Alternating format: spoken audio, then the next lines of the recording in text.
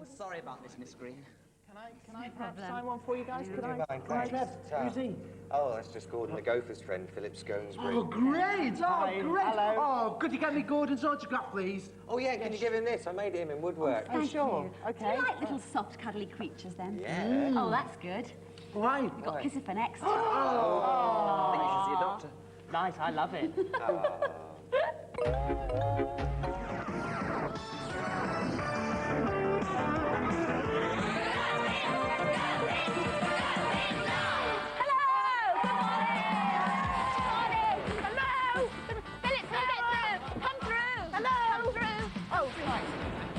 Everybody, welcome to Studio 7. Happy Easter. You all right? You know what you were then? You know the bin without a bottom?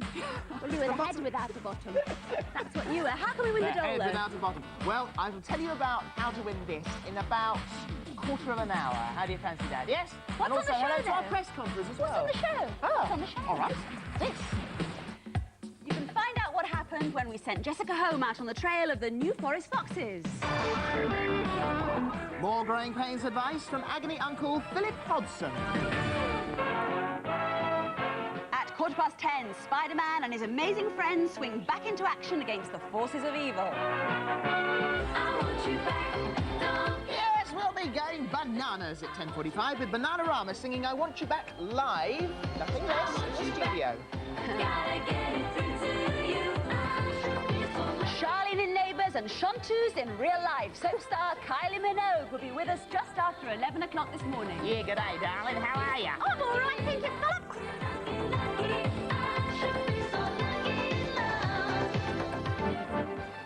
Our press conference guest this morning is the boss of BBC Television, Managing Director, Bill Cotton.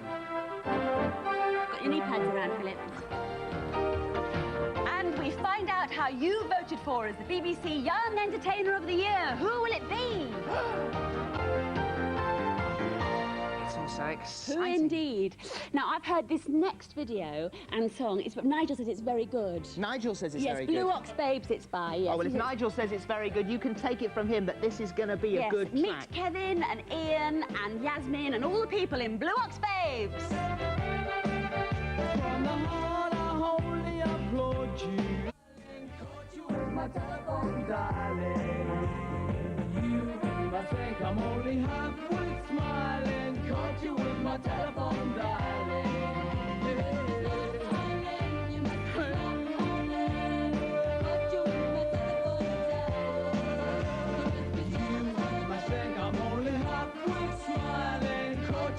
Telephone, darling.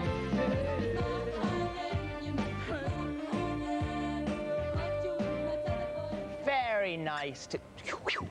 Where did it go? Where did it go to? Right, Blue Ox Babies, and there's no deceiving. Very nice too. You all right, Gord? Yeah, what's this?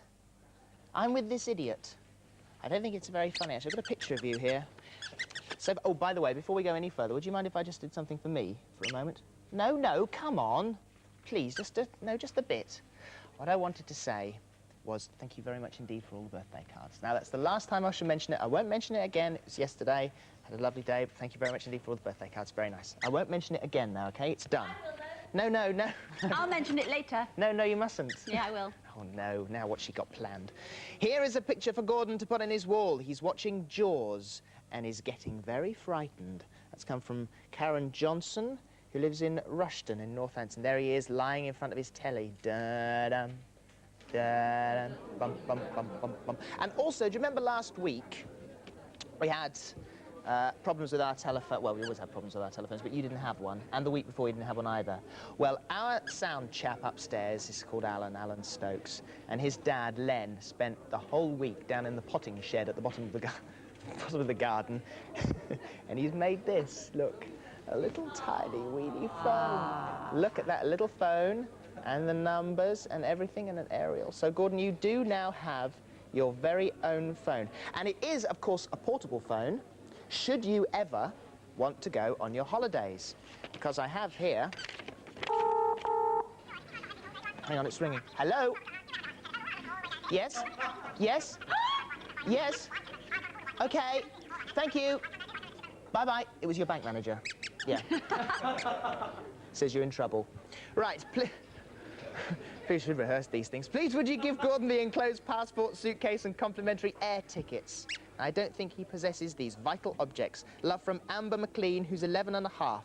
Oh, it also says underneath pronounced McLean. I'm sorry about that. I read that afterwards. Amber McLean. Right. She lives in Camberley in Surrey. No, quiet. There is the suitcase for going on your holes, all tagged up just in case it should get lost. And also, look at this. This is well flash.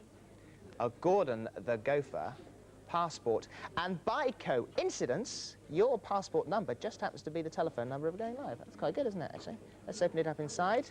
And there is, as with all passports, a pretty horrendous picture.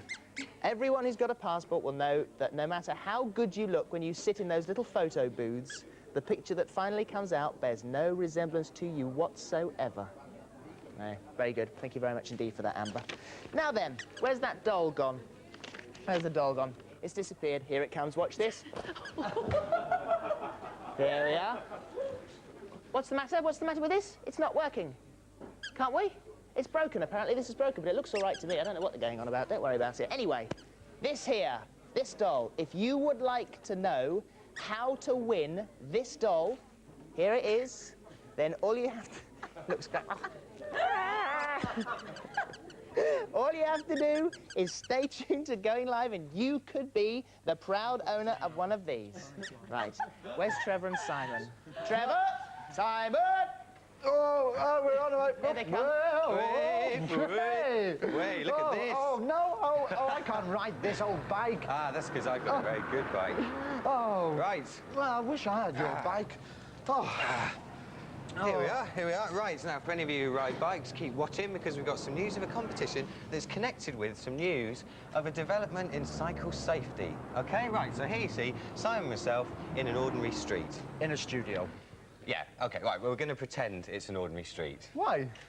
Well, just because we are, OK? Right, we're going to pretend. So, Okay. here we are in an ordinary street, and this passerby in a car sees us... Trev, just hang on a minute. Is this passerby in a car? Is he pretend real? Is he here or what? How are we supposed to think of that? Well, it doesn't matter at the moment, OK? Oh. It doesn't matter. This person in a car sees us, and they think... What am I doing in a studio? And really, I should be driving along a road. And why are they pretending to be in a road when really they are in a studio? No, actually, Simon, they don't think that at all. What they think is, look, there's a couple of people on bikes. They look very similar bikes. They've got two wheels, handlebars, that sort of thing. They're quite similar. Whoa, this person's really perceptive, eh? But they're a great wow at parties. Really good for conversation. No, but actually, they're not, because they're wrong, you see, because I've got something that Simon hasn't. What's that? Well, you can't see it at the moment because it's daytime. You can only see it at night. Well, I'm not going to wait around here until night just to see whatever it is you've got that I haven't got. Well, no, look, we're going to pretend, OK? So, can we have the lights down, please? There we are. Now, what do they see? Nothing, it's dark. Can't see a thing. No, that's not true, because look at this. Can we see that? You can't see anything at all. You can't see this. Looks no good to me. Well, see, what's happening is... yeah, no, I think you can. Yes, you can. There we are. Reflective tyres. Superb. Reflective tyres. So that means I can cycle off in safety. Whereas Simon, Simon actually doesn't. All right, great. OK, that's great. Well, look, why can't I have some tyres like yours? Well, you can, actually, if you enter this competition. Because, you see, these tyres have built-in reflectors in them. Now, they cost about £2 more than normal tyres, so this is your chance to win a set of tyres for your bike. If you get into a simple competition, which has a simple question, which is... Last year's Tour de France was won by what man? Now, I say what man because there's also a Tour Féminin, which is the women's Tour de France. Oh, just confuses things. Oh, okay, Get the question. But what man won the Tour de France last year? That's the question. And send your answer, please, on a postcard or a sealed-down envelope. But one thing that's very important, don't forget to put the size of the tyre you require. Because if you don't say what size your wheels are, we might send you one this big. Or this big. So, there we are. And the address? The address to send to, oh, yeah, I've got to read this slowly, is... Slowly? Yes, I have to, I've been told to. OK. Going live, Quickly. BBC TV Centre, London W12 8QT Tour de France. Tour de France, clever things. What a good idea they are. Safe, but they look flashy as well, which is a good thing. Now, if there's one animal guaranteed to get people talking, especially in this country, it's the fox. Is it a nuisance or a pest, as some people say? Or is it in fact a species that needs our protection? Well, we sent Jessica home deep into the heart of the New Forest to find out some foxy facts.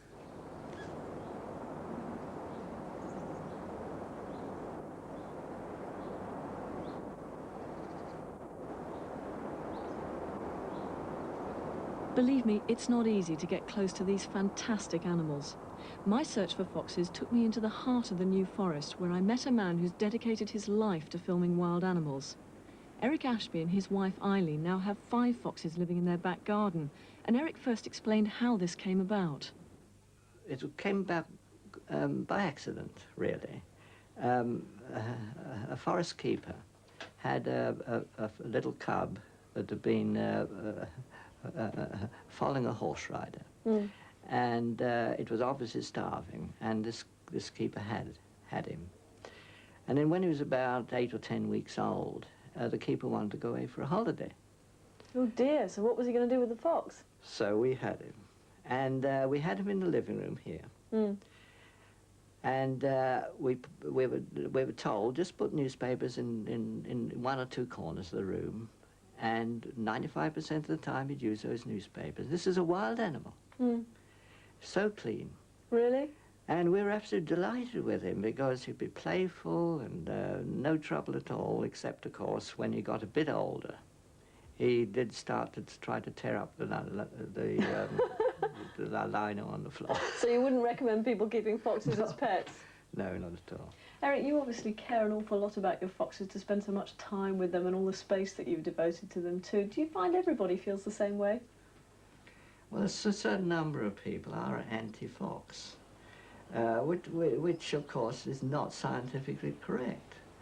I mean, I've known foxes, well, virtually all my life, and I haven't found them the vicious animals that some people like to say they are. I mean, they're opportunists, aren't they? They'll take advantage of a situation, but so will they take chickens, don't they? They take chickens, yes, but the people who do allow the foxes to take chickens are just not taking enough care. Well, we had a farm in North Devon. We had 86 acres, 500 birds on free range quite often, right out of sight of the house, and we had a badger set and a fox herd. Mind you, we had plenty of rabbits too. Yes. And no doubt the foxes tended to be rabbit eaters. And in all the years we were on that farm, I didn't lose one bird to foxes. So perhaps they haven't got quite such a or shouldn't have quite such a dreadful reputation. No, I took every care. Vicky, come on, Vicky. Jackie. No. Jackie. Come on, what's your hobby? Oh my God. Sheba. She's very, very grey, isn't she? Yes. And how old is she? She's 4. She was found in a stream in the Isle of Wight, covered with mud and blood, as a tiny cub. And she's fed on a bottle. That's the reason why she's so tame. She's beautifully tame, isn't she? Yes. Can I say hello? Shall we go up there? Sheba, come on, Sheba. Hello, little Sheba. Come on, here's a little shocky. She's so gentle with you. And a lot smaller than you'd think, too. Somehow Jackie, you expect them to be come bigger. on, Jackie. Oops.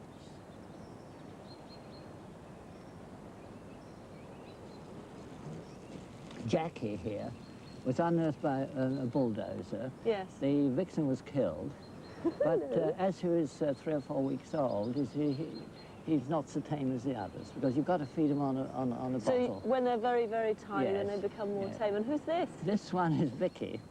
Now, she was found on a road about 2 days old. Really? She'd had her eyes shut, and of course, being fed on a bottle, she's very tame. So the first thing she saw was a person, and as far as she's concerned, then she's... Yes. That's her... Oh, look at this! Yeah. I think I'm going to lose my hat. These foxes must give pleasure to loads of people coming to see them. Yes. We've had over 150 families last year. Take up a terrible lot of time. No wonder they're so tame as well. Yes. They love visitors. They come to visitors and sniff their noses Is that their greeting? That's their But all of greeting. them have come and just touched your nose. Their natural greeting. Yes. Hello, what's happening This is here? Jackie. This is Jackie, is it?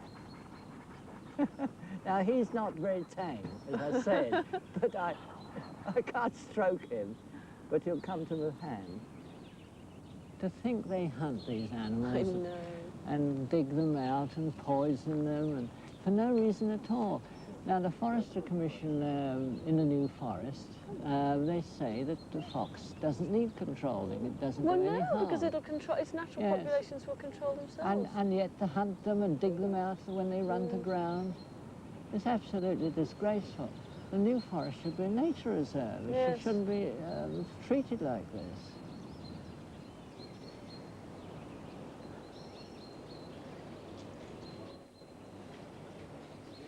Jessica, thanks for coming into the studio, as well as that lovely report. Now, they are beautiful animals, aren't they? Absolutely. I mean, you could see there, they're an animal that just, they personify the countryside. They're everything that our countryside is. They're lovely, really beautiful. But isn't that a rather one-sided view of It foxes? is. Because not all foxes behave like the ones that Eric's got No, there. of course not. Eric's are all waifs and strays, if you like. They're animals that had to be taken in from the wild to be cared for by him, otherwise they would have died. And Eric has a very particular attitude to foxes in that he has been close to them, he's seen them like that, and he adores them. So yes, it was rather one-sided in that way. They can cause damage, there's no doubt about that. But he maybe questions our way of controlling them. Right, and I know that some of the girls down here have got a couple of points they'd like to make about foxes. Who's going to start? Are you going to start down there? I think foxes should be kept in captivity because there's too many animals in captivity. And it's nice to see animals roaming around. Don't just go to the forest, although they may be dangerous. It's nice not to go and visit them in the zoo. You're absolutely right in a lot of ways. Those foxes would have been wild animals, and they would have been wild animals that would have died naturally, in that, for instance, they'd been abandoned by their mothers, or maybe their mother had been killed. So what Eric basically did was to step in and rescue them. But he did make the point in the film that he wouldn't recommend keeping foxes in captivity, and certainly I back him on that. I looked after one for a very short period of time before it actually died. It was a very young cub, and they're very difficult, they're very tricky animals to look after because they should be wild. So yes, I'd agree with you there. You know, maybe an animal like a fox is much better out in his natural environment. What about your point? Well, I think foxes in the wild, all these fox hunts that go on, all these foxes that are getting killed and things, I think it's very cruel, and foxes in captivity being saved from this. But then again, they haven't got their freedom and they can't roam where they want to go or anything.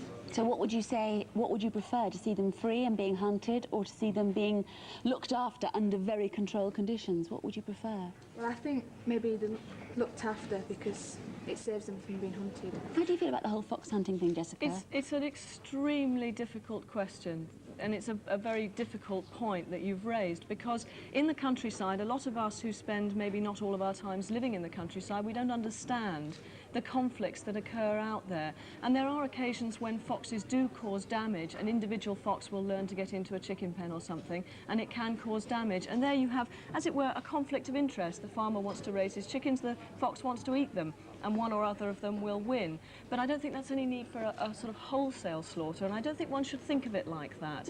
Attitudes are changing, and although fox hunts do still go on, in many areas they don't hunt as much as they did, or else they use drag hunts.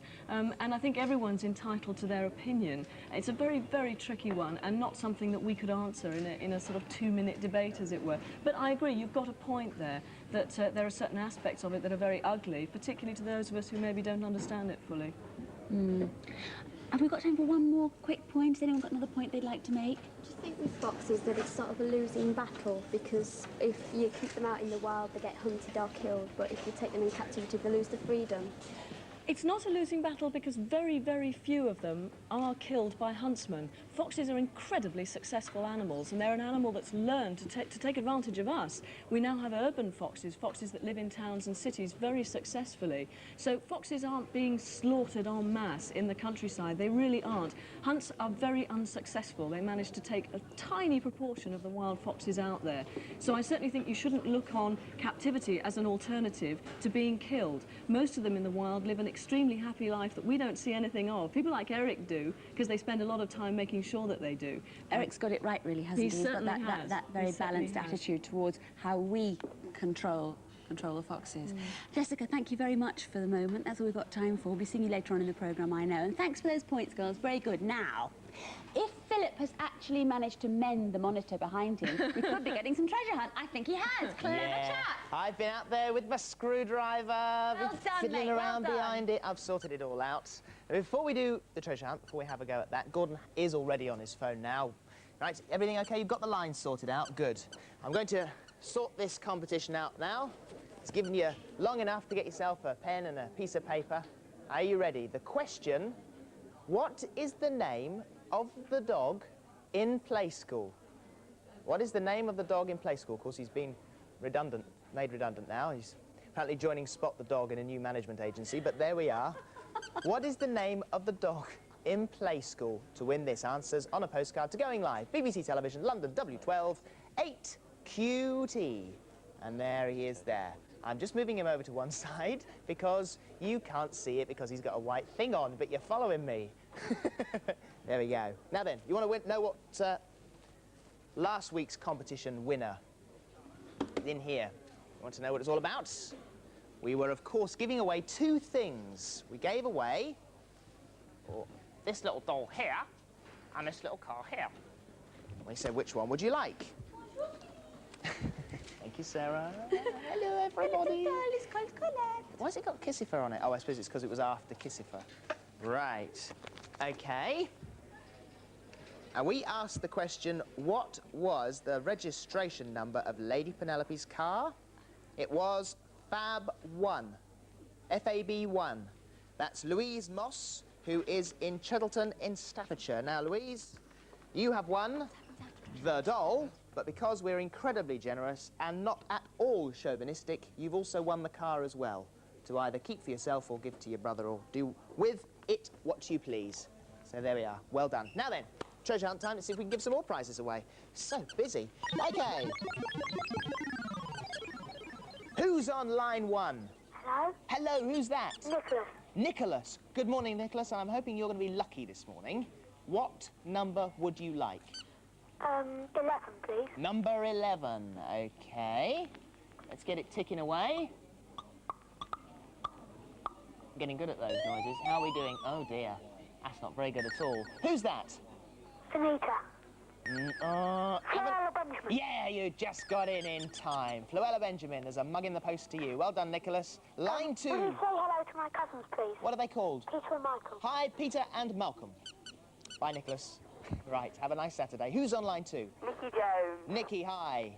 Can I have number 2, please? Number 2. Yes, you can. And up it goes. Ah, now there's quite a hot one. Not the person behind the picture, of course, but... OK, who is it? Have another look. Do you want a clue? Kate Bush. Oh, you didn't need one. I was going to do my Kate Bush impression. Right, there we are. There's a mug in the post for you. Right. Oh, dear. And line 3. Who's on line 3? Ross. Susan. Ross? Yeah. Hiya, Ross. Off you go. Now, it should have been a clue there. Off you go. Which number? 3. Number 3. OK, up it goes. Let's get that ticking away.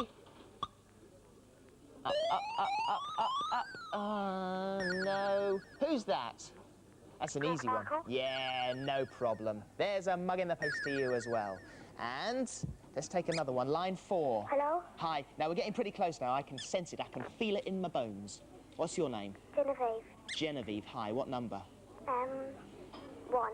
Number 1. OK. And we are ticking away. Da-da-da-da-da-da-da-da-da! Well done, Genevieve. You've watched this before, haven't you? You know how it works. I hope you're still there. You are still there, aren't you? Yeah, thank goodness for that. I thought for a moment you'd gone. Follow me over here, Genevieve. Come over here. Can you see your telly from where you are? Yeah. Good. Here are the prizes. You can have this thing here that's got family favourite written on the front of it, like a radio programme. It is actually a puzzle, so there's a puzzle there. you can win Top Secrets, the espionage role-playing game. Or you could go for Crayola. Or the magic set. Genevieve, which one would you like? Could I have the magic set? The magic set. Of course you can. It's all yours in the post. I'll sort that out and I'll lick the stamp and put it on myself while Thunderbirds is on, okay? Oh no, Spider-Man is on. See you later. Bye. Very successful treasure hunt, that's nice. Now, there's one thing that's very important indeed. When you're sitting outside in the freezing cold outside on the prairie, Gordon knows all about that sort of thing, you have to have a nice warm campfire. Very important. Well, how are you doing, Red River Dave? Hey, you know, Slim, I'm having a real fine time here. Hey, kid, what you doing? Hey, you want to watch it? The sheriff will get you for rustling. Yeah. How are you doing? Oh, you're from west of here, aren't you? Ah, that's right. We're from west of London. Yeah, you're in about Ireland or thereabouts there. Maybe Iceland. I think he's referring to our accents. Yeah. Well, this, in fact, is Randy Owen. Hello, Randy. Hi, guys. And you're not from round here, are you? Where are you from? No, we're from Dallas. Dallas, Texas. So what are you doing over here at the moment? Oh, we're gonna do some touring up into Scotland, and we're gonna play around here. We're gonna go out to Wembley and play for a while. You're going to Wembley? Oh, Yeah, great, yeah. great. And are you a genuine cowboy? Oh, farm boy and cowboy both. Yeah. So apparently you can yodel. Is that? Well, yes, we can give it a try. Yeah. And what is yodeling? Can you give us an example? It's a real interesting technique that you sing to the cows. Yeah, To the cows. Sing to the What cows. do they do? They kind of run away. They kind of low real softly. You know, they run away if you're not very good. No. Oh, that sounds great. Well, we've not got any cows here, I'm afraid. We've got a wooden horse, and we've got some of our friends here, so perhaps you'd like to have a go there. See if we can believe so. into it. If you folks would like to do some cow sounds while I do, like that, that would help a lot. That would help a lot. Can you do that? Yeah, that's good. Okay. That's great. All right, here goes. Very softly, little cow. You're going to sleep now, right?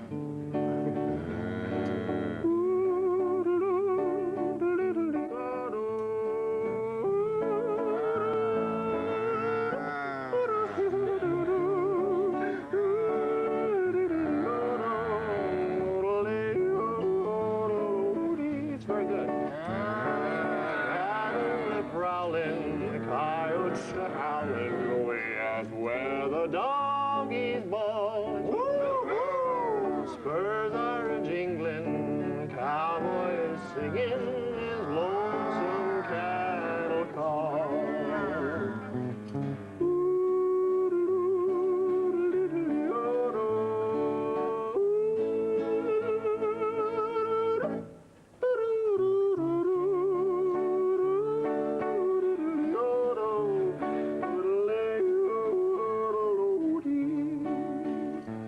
He rides in the sun till his work is all done, and he rounds up cattle each fall.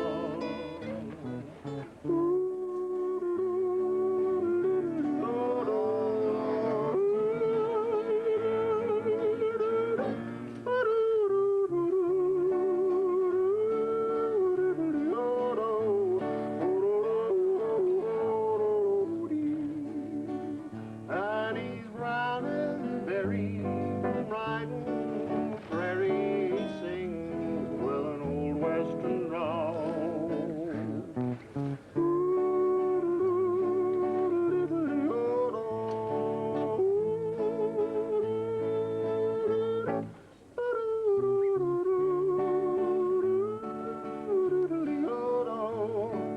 Singing the cattle call.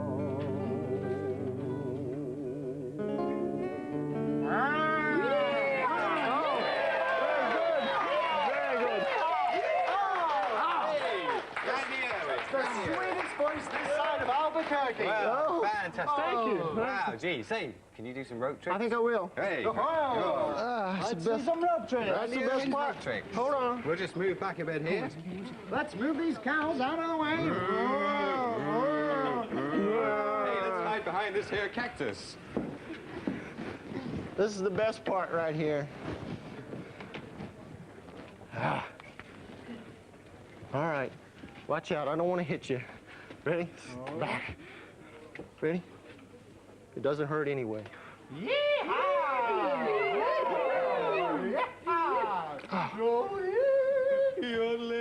Ready? Ready? Oh, I need somebody inside. That's what I need.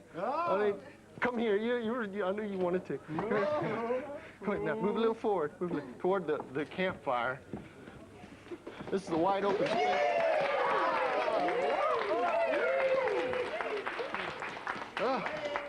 Ready? All right, get out.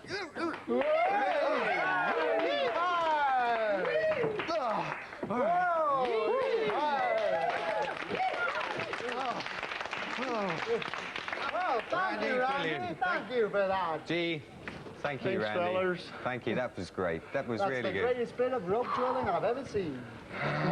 So where did you learn this? Oh, we learned it out in Texas. That's what my grandmother taught me, actually. So always listen to your granny. Said. Thank you very much. Okay. Let's see if Philip can do it. That's our very good friend there, Randy Irwin. We thought he's great. Now then, as the major stories in the news break, we like to get the stars in to talk about something completely different. But we won't. I have a little thing that I wanted to read to you, Mike. Yes. Of course, Mike decided this week that he was going to leave the Radio 1 breakfast show. This is in Thursday's Daily Express. Although he's not severed links with the BBC, he will continue to work on top of the pops and going live. The BBC's Saturday morning programme hosted by former Blue Peter presenter Sarah Green. Now, you may leave Radio 1, pal, but don't muscle in on my territory. I think that was a man called Neil Clements wrote that. Neil failed on the journalism course there, I'm afraid. Failed, dear, failed.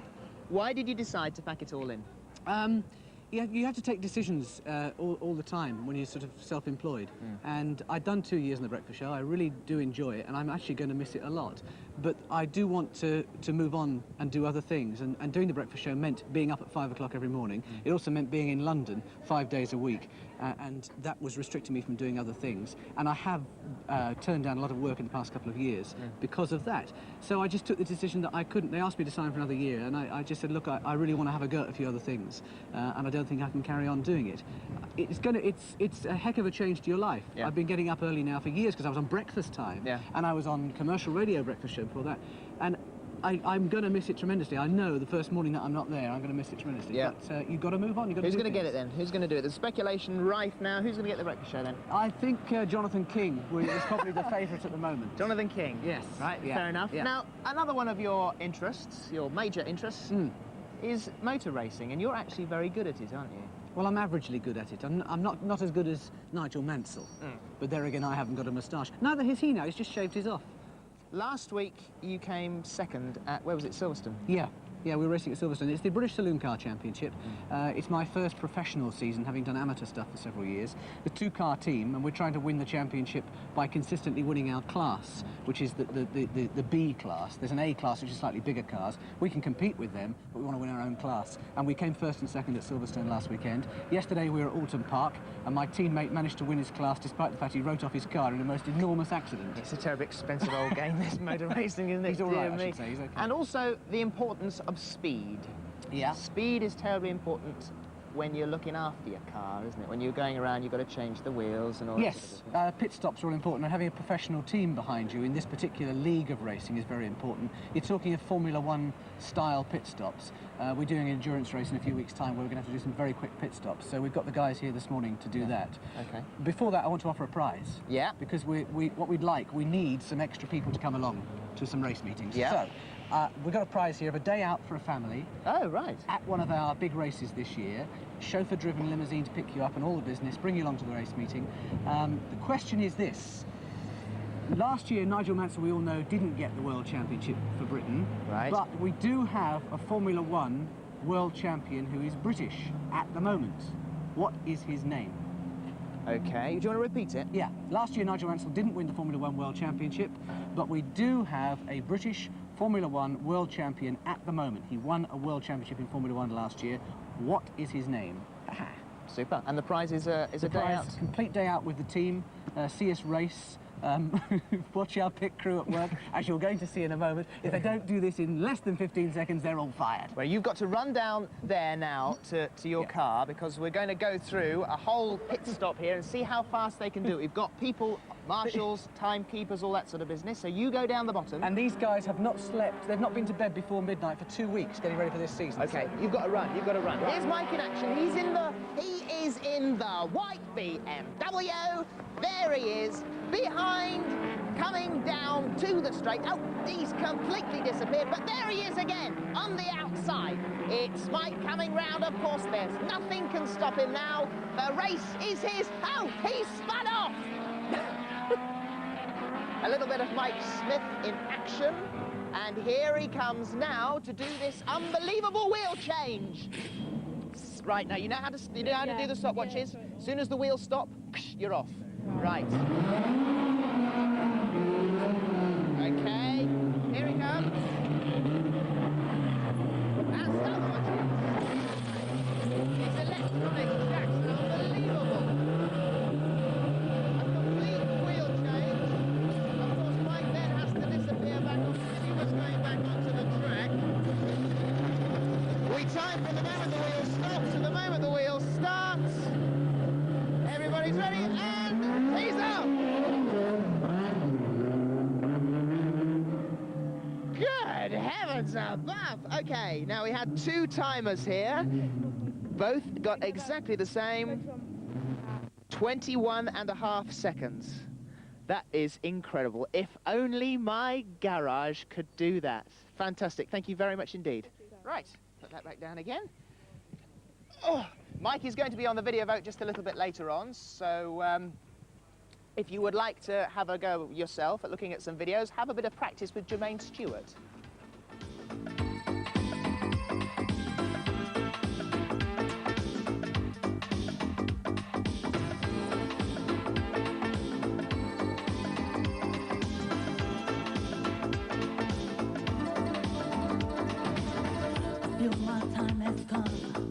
Feel the winter's done.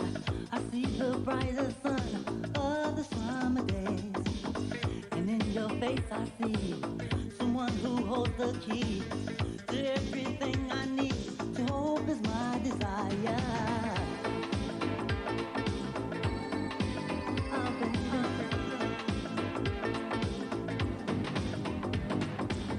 And every word you say, I feel it coming through. With every move you make, my heart believes in you. There'll be no turning back, can't be no turning around. I'm gonna give it all to this love affair. I'm gonna get lucky, I'm gonna get lucky this time. I feel I'm gonna get lucky, I'm gonna get lucky. Real love is so hard to find. I feel that last is love. I'm gonna get lucky. I'm gonna get lucky this time.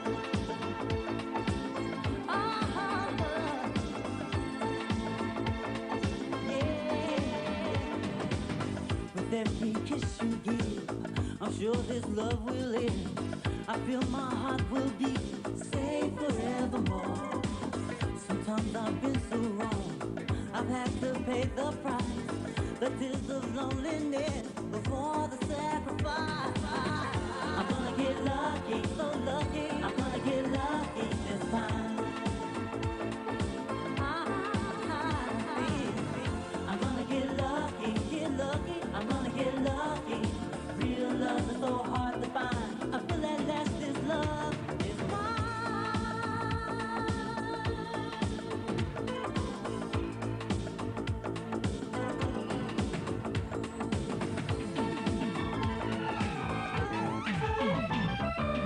My brother just got the sack for the banana warehouse.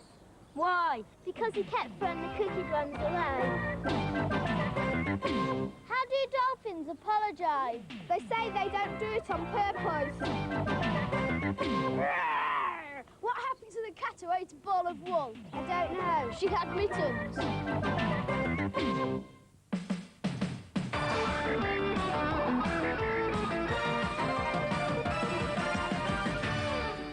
time for this morning's Growing Pains. Nice to see you, Hello. Philip. Are you well? With us for the last time this series, aren't you? Maybe yes. I'll work again, who knows? Maybe you will, yes, maybe we all will. Now, Philip, we've got quite a lot of letters to get through this morning, haven't we, being the last one? So let's welly straight in there. Bang in there. Daisy, that's not your real name, but you'll know who you are. You say, my problem is at school I never have any good friends. I'm not horrible, I don't tease or bully anyone or be bossy. When I was in hospital just before Christmas, people from school sent me get well cards, but I know they don't really like me. I can't talk to my mum or anyone else about sex and boys and when I should wear a bra. My mum would probably be surprised and cross and say I should not know yet, that people at school are always talking about them, but I'd rather know about it from my mum. I think you've got a bit cut off, Daisy. You now are suspicious of everyone because, you know, nasty people do not get sent get well cards. It doesn't happen. I suggest you're feeling that changes in your life, and maybe in your body as well, are a bit disturbing.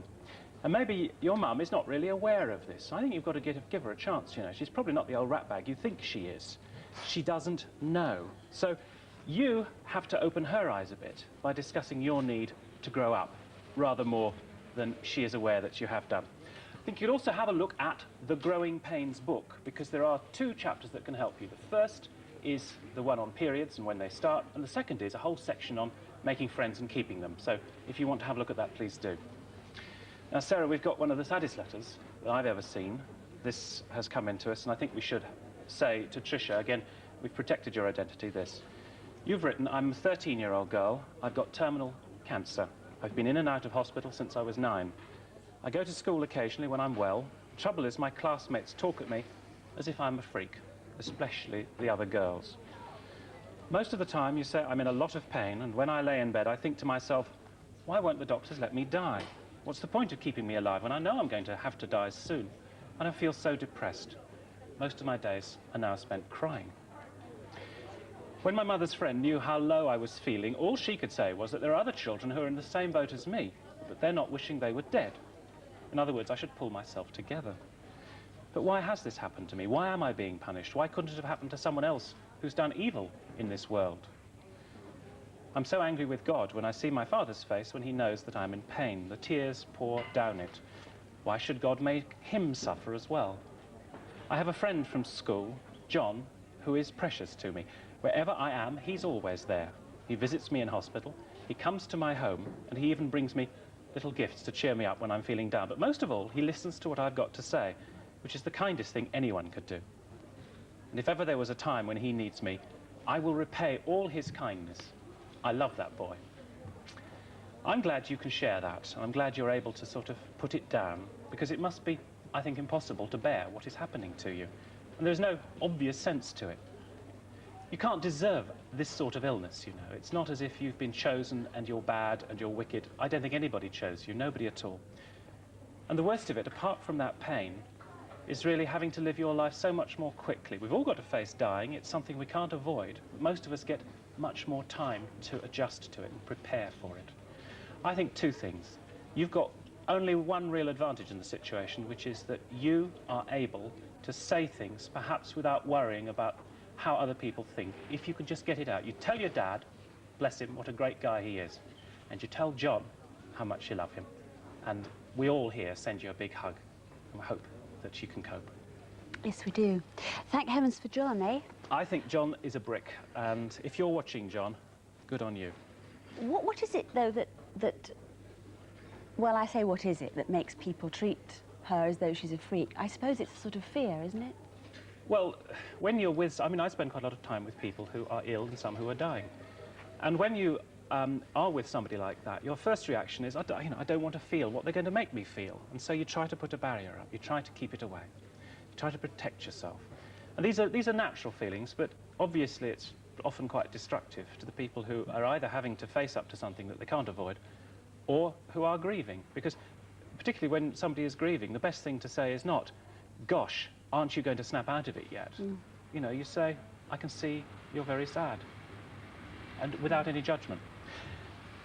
Dominic, you've got a problem. You're 14, and you've been very bad to your mother within the last year, you say. I just want to know if I'm going through a stage of growing into a grown-up man, so if you can, will you please give me some tips? I'll be very grateful. These tips may just help me to get on better in life and help me to get on better with my mum.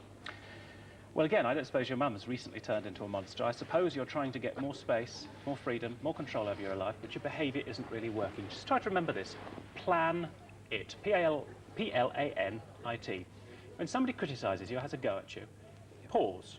You take control of the conversation if you don't speak too quickly. Listen to what they're saying. A-N, P-L-A-N, analyse it. Note any illogic, which is the N-I bit. T, what do you want to say? Target. So plan it. If you want to know more about that, drop me a line. I can explain it. But plan it means that you can control the conversation. You listen to everything everybody's throwing at you. And if she wants you to wash up every night of the week, you can say, I've got football on Saturdays, I've got homework on Mondays, so, you know, could I perhaps get out of at least 2 of the nights in the week? And that's a whole new way of dealing with somebody. Instead of just shouting or being rude, it works. What a great plan. Plan it. A great plan. Philip, thank you very much for the moment. You'll be back with us at about 10 to 11, I think, talking about exam advice. Now, people are very busy revising at the moment, and very timely that you're in to give people a few words of encouragement. We've got some very practical help and something you can get to help you directly. Brilliant. So that's at 10:50. Look forward to that. Now I'd like you to get ready to meet a man they call Mr. Television. He's soon to depart the BBC for pastures new, but he's visiting us this morning before he sets off. And by the way, that car this morning, that was just like he drives. Here he is, Bill Cotton.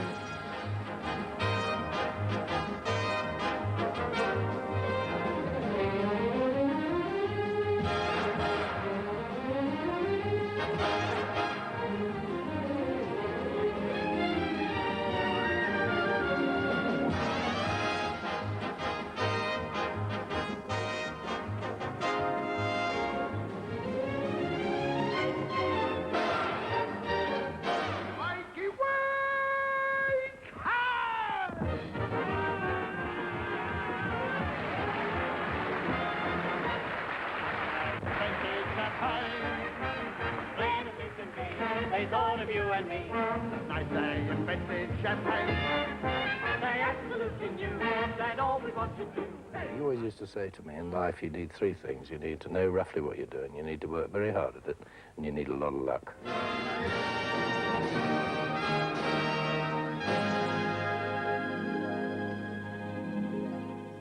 Be fair. Apart from excellent drama, the natural history programmes, the sports coverage, news, current affairs, documentaries, the consumer programmes, series, films, Radio 1, Radio 2, Radio 3, Radio 4, children's television, science, comedy, alternative comedy and music. What have the BBC ever given us? Well, there's chat shows. Oh, shut up, Wogan. I don't think I would have left America and gone to the BBC if I hadn't been going to work for Bill. Simple as that. Yes, I'm making way for an older man. Yay! This is a very long and distinguished career. Well, it's a long one. Do you miss being in front of the cameras? Well, no, I've never really been in front of the cameras for any length of time. The only time I have ever appeared in anger, so to speak, was when my father was ill. And that was a long time ago, and I took his band on tour around the variety theatres for 16 weeks. And at the end of that, I decided that I think the other side of the camera was much more suitable for me. Now, you're our press conference guest this morning, so let's first of all work out what it is that the managing director of the BBC does. Well, the managing director of television, I mean, has a lot of people working for him, you know, I mean, all around him. I have 2 controllers, one of who on the programme side. One runs BBC1, one runs BBC2. Then on the resource side, there is a deputy director of resources. And there's also a deputy director of programmes as well. He looks after the kind of the political side of the 2 networks. And then on resources, you have a deputy director and a controller. And then there are all the group heads. I mean, there's a head of light entertainment, a head of drama, a head of music and arts, a head of sport. You know, I mean, every department has its own head. So you have a lot of people who are doing the work.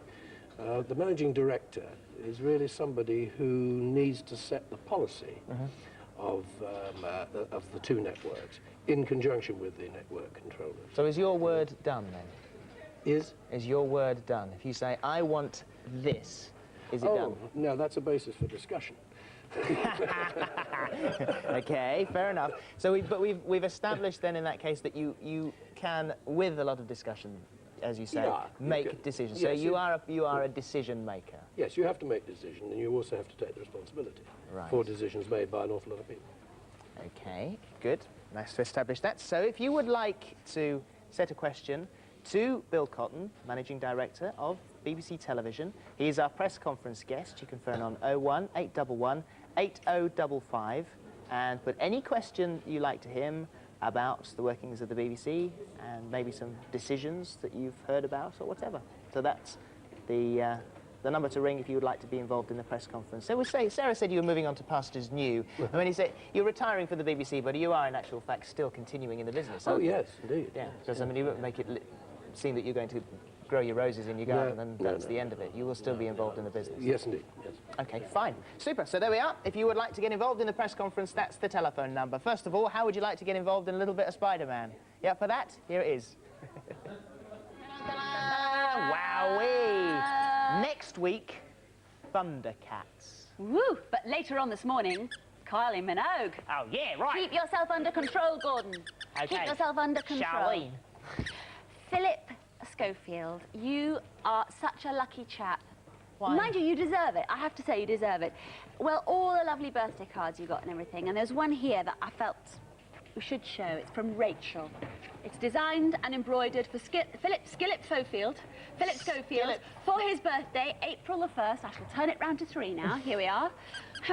By Rachel Wright, who lives in Stockton-on-Tees in Cleveland. Isn't that lovely? Rachel, thank you very much indeed. It must have taken indeed. hours. It's all carefully needle-pointed and embroidered and everything. I will just show you my cushion here, which has come from Carolyn Jones, who's 12. She lives in Clifton in Bristol. And there we are. That's got going live, Philip, in sequins and stuff. Very nice. Thank you for that. Did you have a nice birthday? Did you enjoy it? Yes, I did. I had a smashing one. It was very nice. Well, because it was your birthday yesterday and it's Easter Saturday today, I'd like Peter Simon to join us at this moment to do the time-honoured cream egg tradition on Saturday mornings. Now, you have to bite. This is something that... Yes, and it also depends on the egg as well. Right, I have to take quite a big bite like this. And then what it involves is me walking over to you like this and very carefully holding it on the end of your nose like that, because that's what we always do. Like that. There you are. Now you've got a good shot of that, you see. You can see all that. And now it just remains for Philip to take you into the next little item, really. We were going to do photos then. We planned to do photos. There was no mention of any of that. Right, okay. Now it is my very, very great pleasure to welcome onto the programme the most successful lady group ever, Bananarama, and I Want You Back!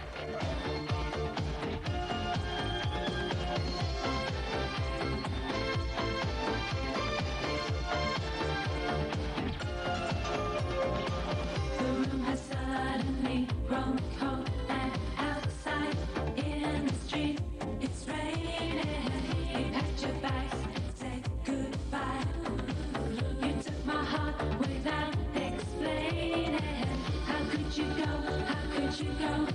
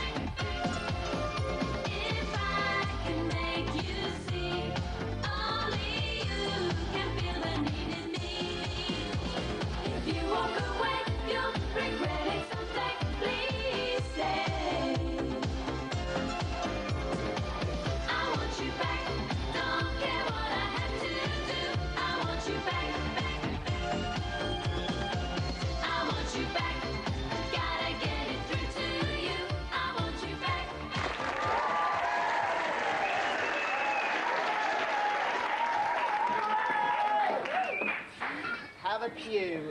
Good morning, ladies. If I sneeze now, I have to say that you will be covered in cream egg. I'm sorry about that. It is actually, makeup ladies work very fast, but not fast enough to get it from down my nose. You look lovely, Philip. Can you see it there? Right, before we go any further, there's some great pictures here of a band member, a lady who wanted to join Bananarama but never actually got the chance. It was Enid Harbottle. Enid is pictured here. Just here. This is the Isn't she lovely? This is the Bananarama member that never actually made it. Enid Harbottle, of course, does go by the name of S. Green. You're such a poser sometimes. Look at that, posing there with all that sort of business. Look, and there she is again, yeah. Oh, hello, yes, there she is. And there's the rest of the band. And there's a very, very nice picture of our Enid. Lovely. On the beach in Hawaii. Right, okay. Now then, it is Jacqueline, Sarah, and Karen. And Karen, it is your birthday this morning as well, so very happy birthday. You're the newest member of the band. In actual fact, that was your first live performance, wasn't it, together on telly? Yeah. And what do you think? How's it going? Still shaking. You caught us a bit on the hop. I'm very nervous. Yes, I noticed that. We were sitting over here. Yeah. Sitting here chatting away. See, that's the nice, relaxed atmosphere in the studio. They're sitting there relaxing and thought, oh, yes, we ought to be singing now. How did you get the job? I've been friends of theirs for about 9 years. So they got someone to call me and ask me. So after Siobhan left, you were the She was the only choice. I mean, we couldn't audition, so I'm glad Jackie agreed to do it. We have some questions over here. Who has questions? You got questions? Yeah? At the end there, the white. How did you choose a new singer? Pardon? How did you choose a new singer? Well, as Jackie just explained, really, we've been friends for a long time, and it would be impossible for us to audition. And since she'd been in a group before, she had musical experience. So she fitted in perfectly with us. It was an attitude, really. She's got the same attitude as us towards enjoyment, which is the main thing of our group. Did you find it difficult to follow in Siobhan's footsteps? I haven't really had time to think about it yet. I've just been doing so much every day that I haven't really stopped and thinking about replacing Siobhan. Just sort of trying to be my own person, really. Let's have another one. Very well. How do you fit in with the rest of the group? Very easily, because I've known him for so long. It seems really natural. It just seems like it was always meant to be, really. Because also, you're incredibly successful in the States as well, aren't you? 3 top 10s, yeah. Hopefully heading for another one as we speak.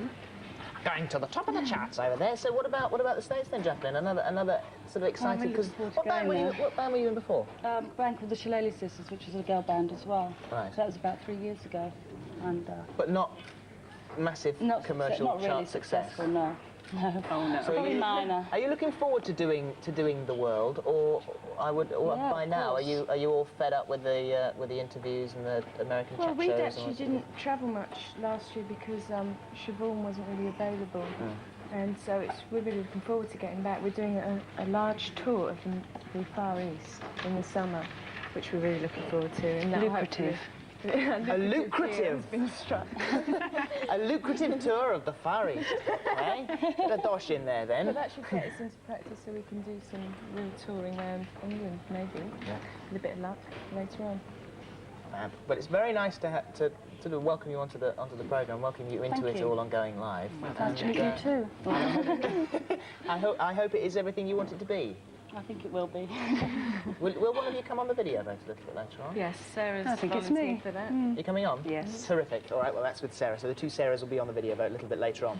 Now, Sarah again, and it's Growing Pains, this time about exams.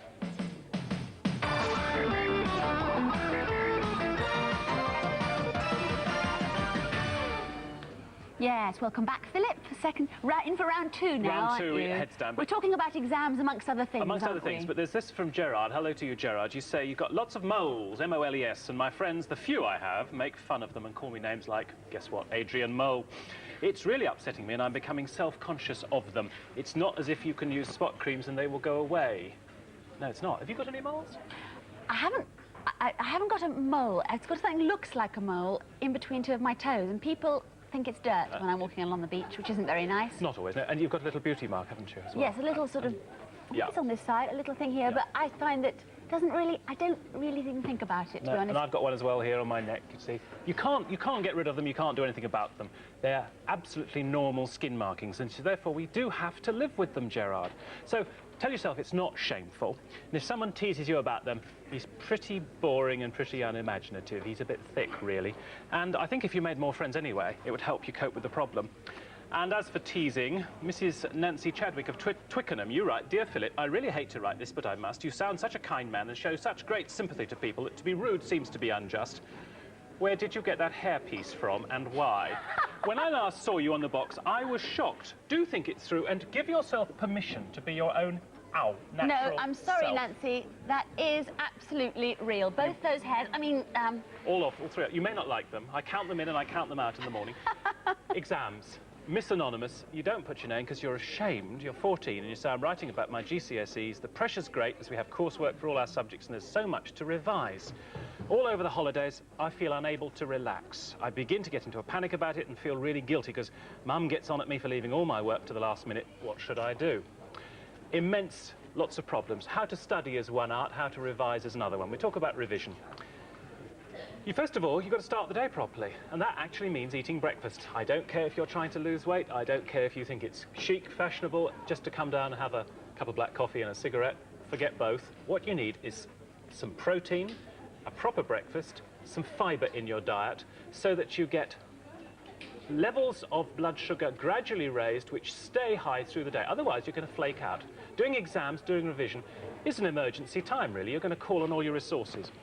You don't want to have too much coffee. I mean, the typical pattern of revision is to sit there with all your books on your table, lots of cups of coffee. You know, this one's cold, this one's lukewarm, and this one's a fresh one. Some people actually pop caffeine pills as well. All a waste of time, because all you're going to do is make it much harder to concentrate. The caffeine in the coffee and the pills actually impairs your memory function sometimes, so it's not a good idea. Fruit juice. You've also got to take some exercise. You've also got to do some relaxing, and I also think that you can learn stuff like that, because in this book, which I've been sent, it's called HELP, which stands for, I hope you can see it, Highly Effective Learning Programme. It's been written by a headmaster and his wife, who's an educational psychologist, and they've explained all about how to study and how to revise, in particular this relaxation thing. Are you ready? Just before you study, you take 10 minutes. What normally happens is, of course, you pace around the house, you watch a bit of telly, you go out, you have a chat with Mum, you do anything to distract yourself instead of getting down to it. Well, instead, relax. You choose a word. I choose the word peaceful. It's got to be two-syllabled, peaceful. You count slowly in your mind. When you're sitting comfortably in a chair, you go up 1, 2, 3, 4, 5, 6, up to 10. And when you get to 10, you simply focus on that word peaceful, and you keep saying it to yourself for about 10 solid minutes, just breathing slowly and normally. And if you do that, at the end of that time, you count back from 10 to 1, you've cleared your mind, you've relaxed your nerves, and you feel a heck of a lot better. Now, revision. You can't concentrate for more than about 45 minutes in any one go. 25 minutes, I would suggest, is a bit more realistic. And then you take a break. You move your body around. You may go outside, but you time that break as well. If you've already delayed your revision, you've got to make the best use of the time available. You can't do it all. You've got to choose. And learning is all about choosing. It's all about simplifying. So if you remember the events of 1066, I do vaguely, I mean, you've really got to reduce that, haven't you, to William lands Hastings, no, William fights battle, loses, 1066, Normans take over. You've got to learn that art of condensation. And with your overall plan of study, if you haven't started revising yet, you start today, you do 3/4 of the whole course, because that's all the time you've got left. If you keep saying, I can't get it all in, I can't get it all in, eventually you'll do nothing. This book, which actually starts off with the best line of all, make a decision, follow this course carefully for 1 term and see how your performance improves, or continue to muddle through and hope for the best. Really is up to you. It is available from Caradan Enterprises, First Drift, complicated address, Wothorpe, Stamford in, no, it's not Stanford, S-T-A-M, Stamford in Lincolnshire. Whoops. PE9 3JL. It costs £2.25. That includes posting and packaging. And as I say, it covers both how to study and how to revise and contains all the stuff. Philip, that peaceful, peaceful peace. little plan to do is brilliant. I've just been trying it now, and it's a good thing to do whether you're revising or not. And you can't remember what to do. Yes, you and can. It's completely gone. No, it has. What I've got to say to you is thank you very much for everything this series. Thank you for having me. See you again soon, and a big thank you to you as well for writing to us sure. and taking us into your confidence, because it really does mean an awful lot to us, and we know that for every letter that we manage to read out, there's an awful lot of other people with the same problem, and knowing that sometimes just helps. So thank you, and thank you, Philip. Now, a quick word about next week's press conference guest, who is physically disabled. She's called Alison John, and she is the subject of a 40 minutes documentary that's being repeated on Monday on BBC2 at 6:20. Now, we're going to show you a brief clip from the programme, so perhaps you can think about some questions for next week. This is Alison visiting a school. Right, now then, can anybody see anything different about me? Go on. If you go wobbling about most of the time. I wobble a lot. Will you speak? At the back, yes. Will you speak? The way I speak, yes. I'm handicapped, that's right, yes. That's Alison John, who is our press conference guest next week. I'm certainly looking forward to meeting her, and I'm sure that you are as well. Perhaps you'd like to think about some questions to ask her, particularly in view of people's attitudes towards physically and mentally handicapped people. I watched Alison on Wogan, and it was hilarious. She's so funny. Brilliant, brilliant. Looking forward to that. And Alison, of course, will sign our autograph book, as will Jason Donovan, who is also our guest. Of course, Jason, of course, from Neighbours. In next week. I can't resist. Every time I talk about it, I have to talk in an Australian accent. It's extraordinary. It just goes into it naturally. We have this. We've been telling you about it throughout the whole series, and everyone who's been on the programme, we think everyone who's been on the programme, has signed this book here. Some of them, of course, will be quite hard to read. That, I can tell you, I think is Labi Sifri. There we are. That's Biddy. I know that writing. Biddy Baxter, Carol Decker of Tapau, everyone who's been on the programme, they've Clark all been here. There they are. In Johnny Hates Jazz. Johnny. If you would like this book, this autograph book here, which has got a special BBC1, there is a competition. Yes, there is. We've been thinking quite hard about what to ask you to do for this, because it is quite a special prize, particularly to, you know, people who collect autograph. They make a big thing about it, and they become very valuable in years to come, if not already. So there are two things that we want you to do, aren't there, Philip? Yep. We have here a card, right? Now, yours obviously is going to be a bit smaller than that, but you sort of keep it fairly short, that would be good. Here, we'd like to know who you would like on our press conference. Which person would you like to see on our press conference, maybe for the next series of Going Live? A little bit of research there for us. And this second one is the fun one as well. Whose name would you most like in the autograph book? Past or present, and why? Can be anybody you like, as long as they're not already in there. So it's nobody who's been either on the show or has signed the book. So of course they could be alive now, or they could have lived in the past, you know. So anyone that you think you would like the autograph of, why would you like it? And here, of course, you put your name, your address, and your age, and you address it to Going Live, BBC Television, London W12 8QT. Do you think Kylie's going to sign that, Philip? I think Kylie's going to sign our book. Of course, we have, as I said, Jason Donovan in next week. Now, Kylie Minogue. I heard what Nikki said about Mike before. She doesn't give up, does she? Unless we do something, she's going to get hurt. Like what?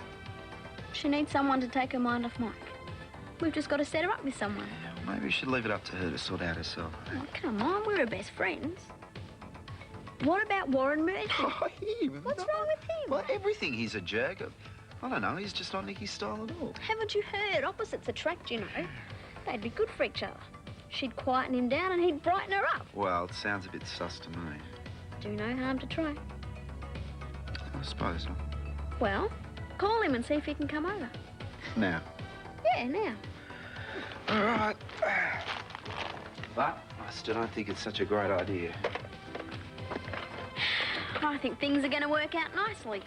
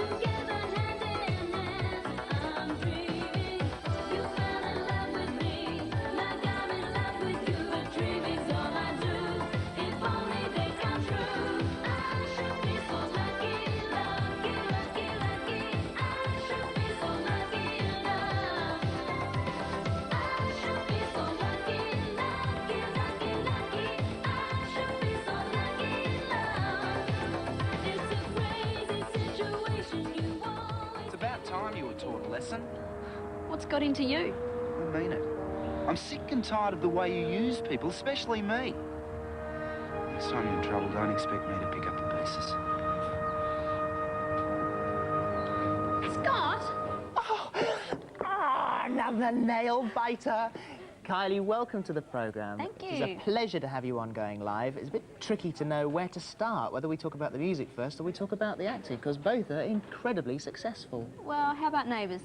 Let's talk about Neighbours. You said, though, just a second ago, that we're 18 months behind in the storyline. Yeah, so I could tell you lots of juicy gossip, but I'm not allowed. Nothing at all? No. Can you not even drop us in a little bit, maybe, about Mrs. Mangle? Mrs. Mangle? Yeah, what do you think of Mrs. Mangle? Oh, I like her. She only gets worse. Oh, no. What I did want to mention was there were lots of reports in the newspapers this week about your well-publicised arrival at Heathrow, and everyone was saying, oh, she's so miserable and she's put her dark glasses on. What was the story behind that? What happened? Well, I didn't expect anyone to be there, and I'd obviously just come off a 20-hour flight, which is quite draining in itself, and I didn't expect it, so... It's a long way, isn't it? Yeah, It's a long way. I was in no way snubbing anyone. I've got a lot of work to do here. I'm recording the album, so... Yeah, I was just very busy. Now, has all this success surprised you?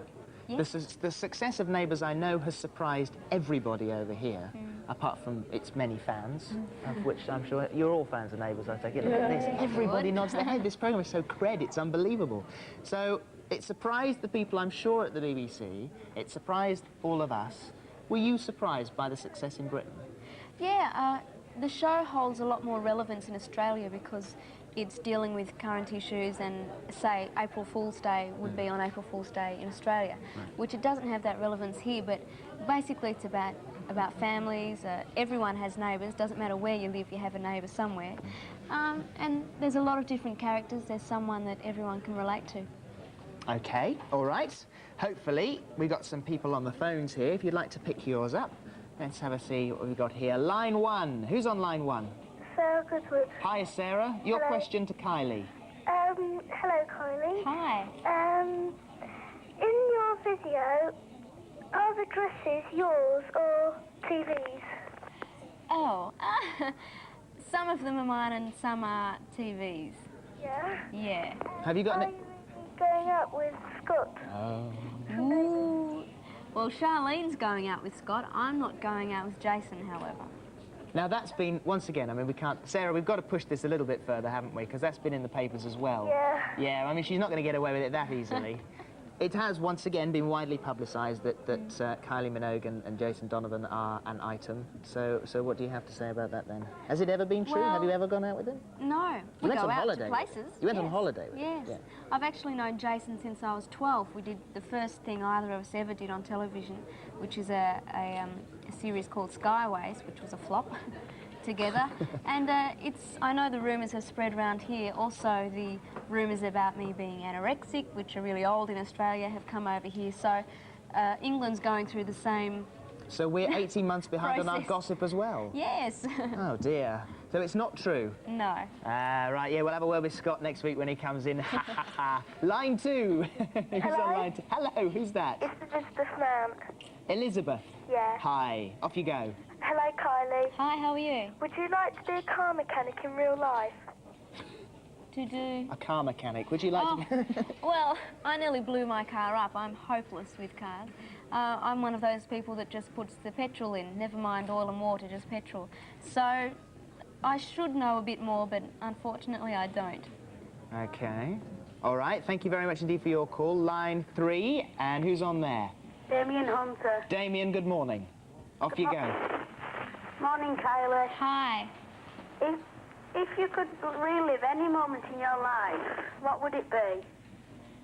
Oh, we have in Australia a magazine called TV Week, and each year we have the TV Week Logie Awards, which is TV's Night of Nights, and that's different categories voted for by the public. And the Logies that have just been, I picked up a few, which was a great night, including the Gold Logie, so possibly that night. The Golden Logie? Yeah. Well, bless my soul, that's a cracker. Did you win it? Yes, I did. The Golden Logie Award. Pre-mag bogey, I'll be. Line 4, who's on line 4? Hello, Hi. Claire McCormack. What was your name? Claire McCormack. Graham? Claire. Claire. Oh, silly me. I'm sorry about that. Off you go, Claire. Hi, Kylie. Hi. Your character in Neighbours is a tomboy type and fairly cheeky. Are you anything like Charlene in real life? Well, there's a lot of me in Charlene, but Charlene's a lot more boisterous and outgoing than I am. I suppose you've seen the scenes where Charlene punches Scott in the face. I wouldn't do that.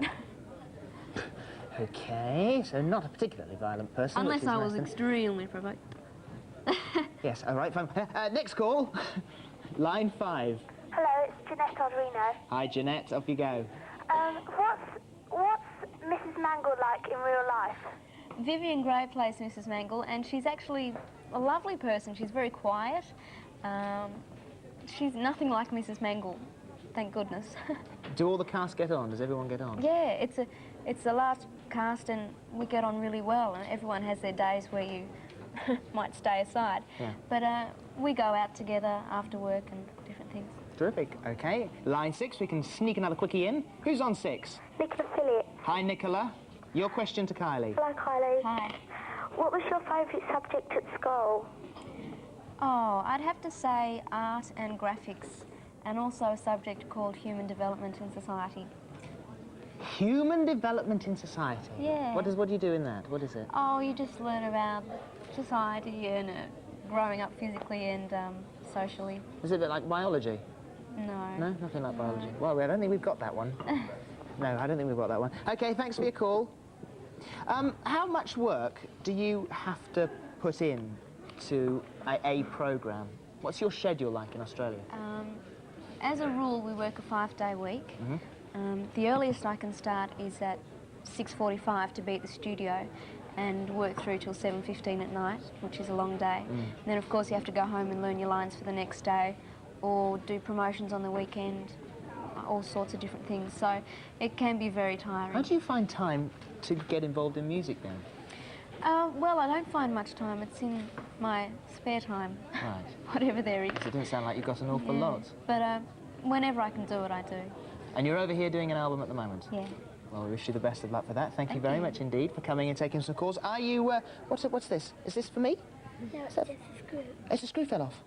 Oh dear, that's probably something vital. You hang on to that because the stage may very well collapse. All right, you keep hold of that one and we'll see if we can find something to put it onto a little bit later. These things have to be sorted out. It's very, very important. Don't lose that. Right, will you come on our video vote a little bit later? Yes, I will. Fab. Kylie, thank you very much indeed. Trevor and Simon with the prize picks. Yes, welcome to Prize Picks, where this morning we're joined by our special guest, Trevor Neal from the Going Live programme. Hello, Trevor. Hello, hello. Welcome to Going Live. It's nice to be here. It's nice to be here. Can I just say happy birthday to my dad, Tudor? I'm afraid there's not time for that. Oh, now, would you okay. like to help us with some prize picks? I would, yes. OK, well, our first competition is the Top 10 competition, which is set by the two funny men on Going Live, Trevor and Simon. Oh, right. Have you ever seen them? I have. They're very funny, yeah. Yes, well, they set the question last week of which famous Kenny Everett character is known for picking his nose. Oh, so, right. So do you want to give these a quick this a bit of a spin? There we are. OK, Trevor, and if Okay, you'd just like to pick one out. Sure, yes. I'll just... there we are. There we go. Ah, technology. Right, OK. Have you got one there? Yes, I've got one here. And, of course, the answer is Sid Snot. And it is won by Samantha Webb from the West Midlands. Well, congratulations, Samantha. You, of course, win the top 10 singles, which are down here, and also Roland Rat's Superstar LP International Recording Star. Well done. Right, congratulations. So, now we move on to the next prize pick, which is the Patsy Kensit competition, and we've got a special guest with us. We've got Simon Hickson from Going Live, and you're going to help me pick one out, aren't you? Yes, certainly, I'd love to help you. Well, the question was, which 7 wonders of the world can still be seen? So, if you'd like to OK, pick shall we give them a quick spin? There we go. There we are. All right, then, and let's... There we go. OK. And the answer is, of course, the pyramids in Egypt, and the winner is Caroline Sharratt from Portsmouth. Great. Well, congratulations, Caroline, because you win Patsy Kensit's disco jacket, glasses and trousers, all sorts of things there. And that, oh, Simon's trying them on. Isn't that yeah, nice? What a funny man. Great. And now the third competition is Roland Rat's competition. And he set the question of when is his birthday. And we've got a special guest this morning, Trevor and Simon from Going Live. Hello, Trevor. Hello, Simon. Hello, Simon. Hello, Simon. Hello, Trevor. Okay. Hello, Simon. I entered that. Oh. Who's he? Who's he? I don't know. He does something on Going okay. Live, I think. Would you like to pick a Yes, winner? I will. I'll pick one out. There we go. Here we go. And the winner of the Roland Rat competition is... here we are. And the answer, of course, was the 12th of March. And it's won by Richard Burgess from Wootton Bridge. Well, congratulations, Richard. You win all of these Roland Rat goodies down here. Sweatshirt, an annual, and some Roland Rat snacks. And the final competition we had was this for the Billy Connolly prizes. And Billy Connolly... Billy Connolly, that's what his question was. What is Lewis Carroll's real name? What's Lewis Carroll's real name? So, do you want to have a dip in there? Yes, I'll just pick one out. Who's this man here? That's Peter Simon. He does things. Oh, right. Well, Lewis Carroll's real name is Charles Lutwidge Dodson, and that is won by Joanne Willett from Bristol. Congratulations, Joanne, and you've won all these Billy Connolly goodies, the suit, T-shirts, Hunting of the Snark goodies, all sorts. So, congratulations. Congratulations. So, who do you say this is? It's Peter Simon. Ah, Peter Simon. Hello, Peter Simon. Will you be joining us on Video Vote? No, he won't. No, he won't. Oh, right. Video Vote? Do you want to well, put maybe video we better vote go on? and see Video Vote Okay, then. Let's see it.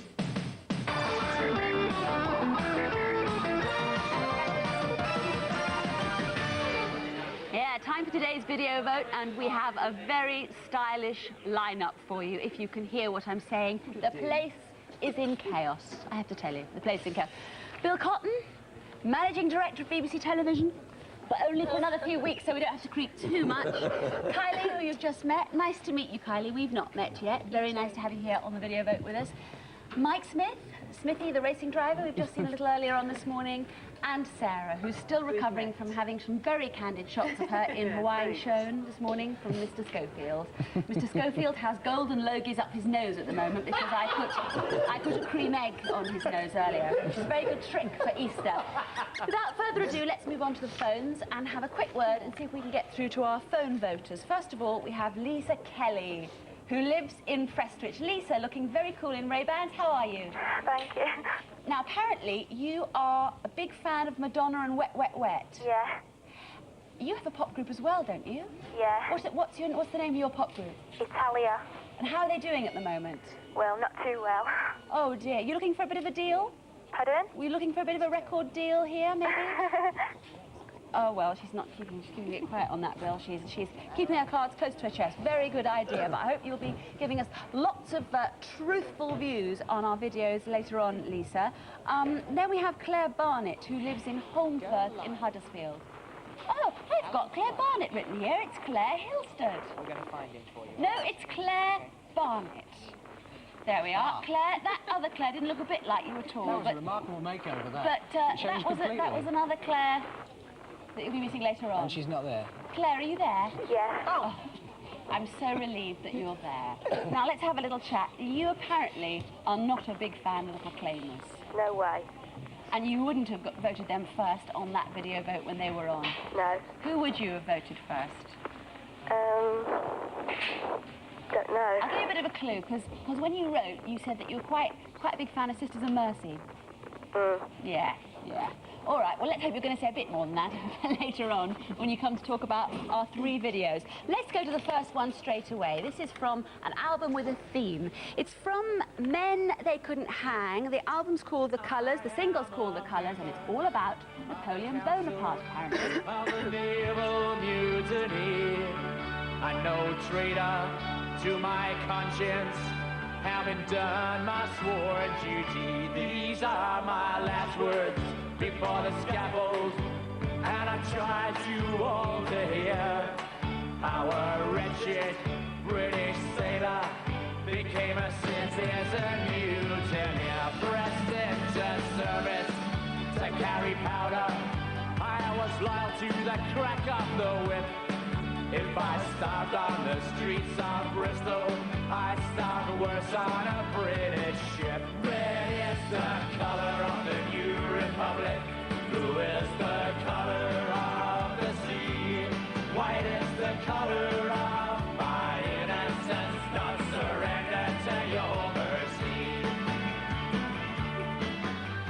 There it was. The colours, Men They Couldn't Hang. That actually is about British sailors being press-ganged. So the whole album was about Bonaparte. Let's take to Bill, first of all. What do you think of that? Well, I mean, I thought it was a good sing-along song. It's got a touch of the Tom Dooley's about it. Not Tom very Dooley. cheerful. I know what you mean. Yeah. A fairly grim subject to be singing about, but on the other hand, they do it very well. So what about some marks here, Bill? Well, First of all, let's give marks for the song itself. For the song itself, I give out of 5. Out of 5, Out of yes. 5, I give 4 out of 5. 4 out of 5 Yes, I'm for the marking high song. today. You are being very Yes, generous. And what about the video? Well, I think the video is very imaginative, actually. And I'd give that 4 as well. 8 out of a possible 10 marks there from Bill Cotton for The Men They Couldn't Hang. Kylie, what about you? I think with a few more listens, it could well grow on me. And yeah, the video is very interesting. I would give the song 4 and the video 3. Fairly generous marks there. 7 out of a possible 10 from Kylie. Mike, what about you? It's a bit difficult because I'm actually sitting here in a stock Aitken and Mortimer sandwich. And I'm about to say something about stock Aitken and Mortimer.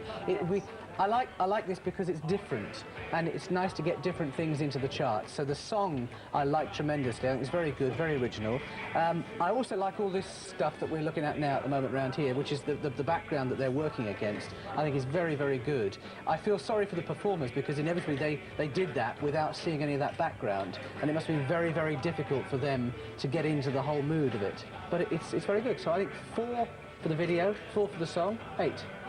Following there in Bill Cotton's footsteps, 8 out of 10 there. Footstops. What about your footstops, Sarah? You've got some great feet on today. Yes, I have, haven't I? I think it's my favourite of the 3 we're about to see. I'm not too sure about those white figures. They didn't work Isn't for that me, meant to be Sarah. sailors that are about to be press ganged? Oh, is it? Something like that. It went completely above my head then, Sarah. I'll give it 3 and 3. 3 and 3. 6 out of 10. So let's go on to the phones now. So far they've got 23. Not a bad mark. Let's go to Lisa Kelly first of all. Lisa, what did you think of the video first of all? I thought the video was good. I like the way it's like colour by numbers. Yes, it is, isn't it? Yeah. And I thought the song was okay. So marks from you, Lisa. I give the video 4 and the song 2. 6. Lovely, up to 29. Let's move on to Claire. I like the video, but the song sounds too much like the Proclaimers, and I don't like the Proclaimers. Oh, yeah. That's the one thing we do know about you, Claire. You don't like the Proclaimers. So, because they sound like the Proclaimers, you're going to hold it against them. What about the video? You like that? Yeah. Right, so what are your marks? 3 for the video, 1 for the song. Ooh, she's marking low. 4 there. That gives us 35 so far, 39 from The Men They Couldn't Hang. Now we're going on to some bright new stars. No, I'm only joking. They've been around for nearly 20 years. It's our 3rd video from the Montellas, who number amongst their big fans Elvis Costello.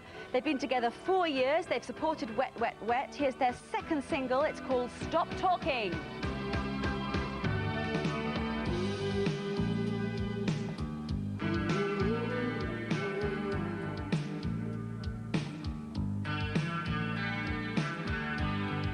I go again, I'm running after you. Got a lot to say, but don't know what to do.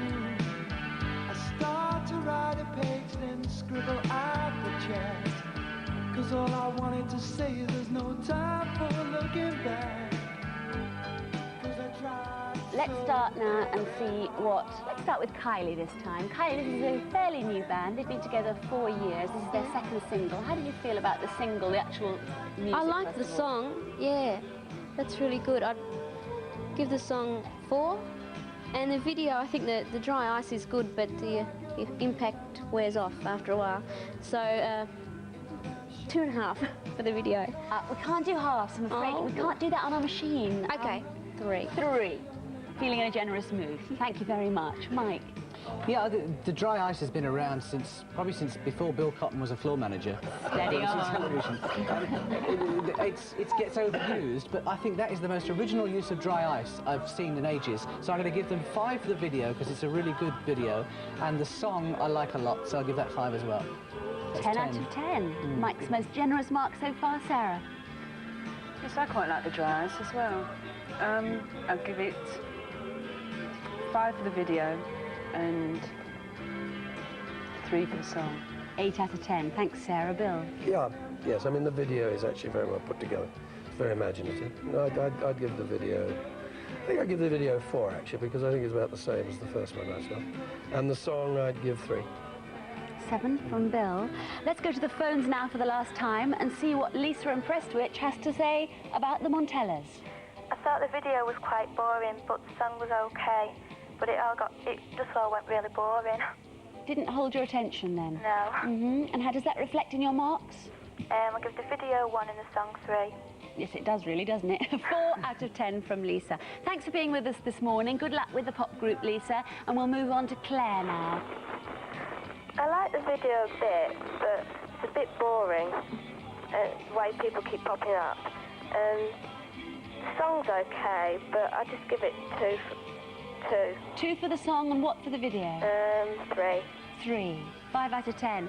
Thank you very much, Claire. Thanks for being with us. And now we'll have a look what we have for the Montellas. Altogether, we have a mark of 41, which means, well, I think that's rather good. It means that the new band have won on the video vote this morning with 41. Yay. The Montellas, and stop talking, which is just what I have to do now, because we keep our fingers crossed. Philip, hopefully, has dialed the right number. Sit by your phone, because it could be you. Gordon says he has dialed the right number. You can hear on your little extension phone there. I haven't dialed it yet. Line. I've not dialed it yet. Oh, haven't you? No, Gordon says you have. No. Well, Gordon checks the line beforehand, you see. I've got the number here. I think we may have actually flashed a picture of the person a little bit earlier on, but nevertheless, in case you missed it, this will still remain a surprise. We've been trying to get through to this person for 3 weeks, and each week we keep running out of time, so I'm very pleased that this week we're doing it. Here we go. Let me just check this now. Of course, you know what this does to me, this slot.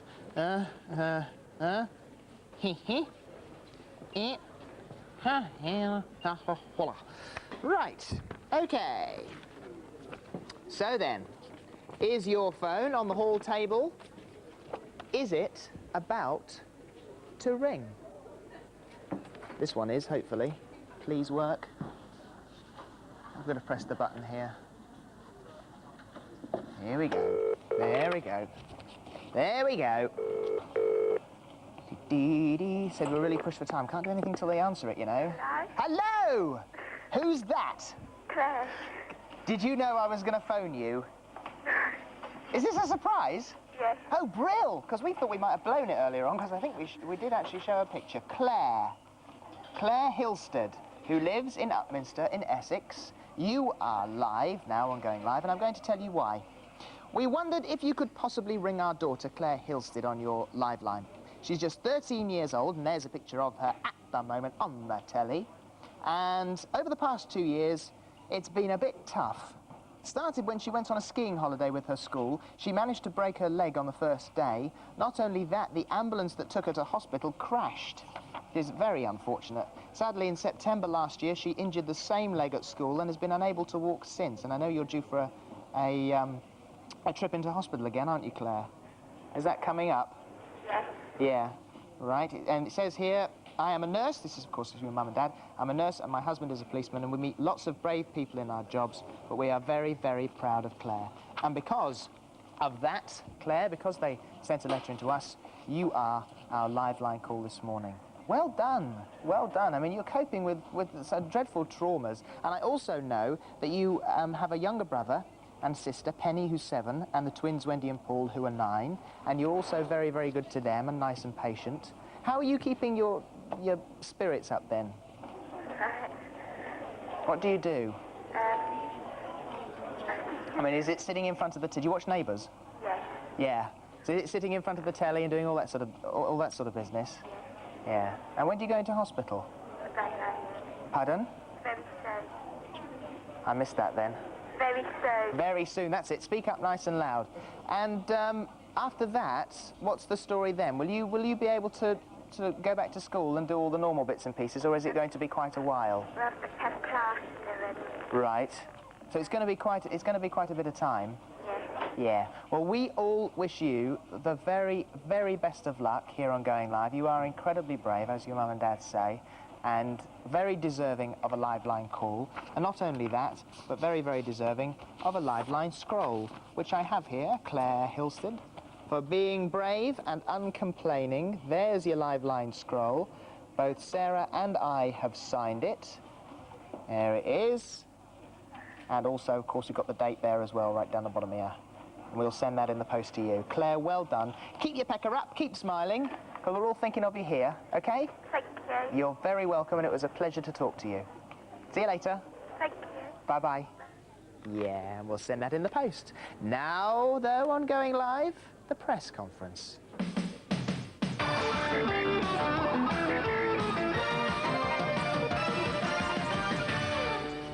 Please welcome our press conference guest this morning, the Managing Director of BBC Television, Mr. Bill Cotton.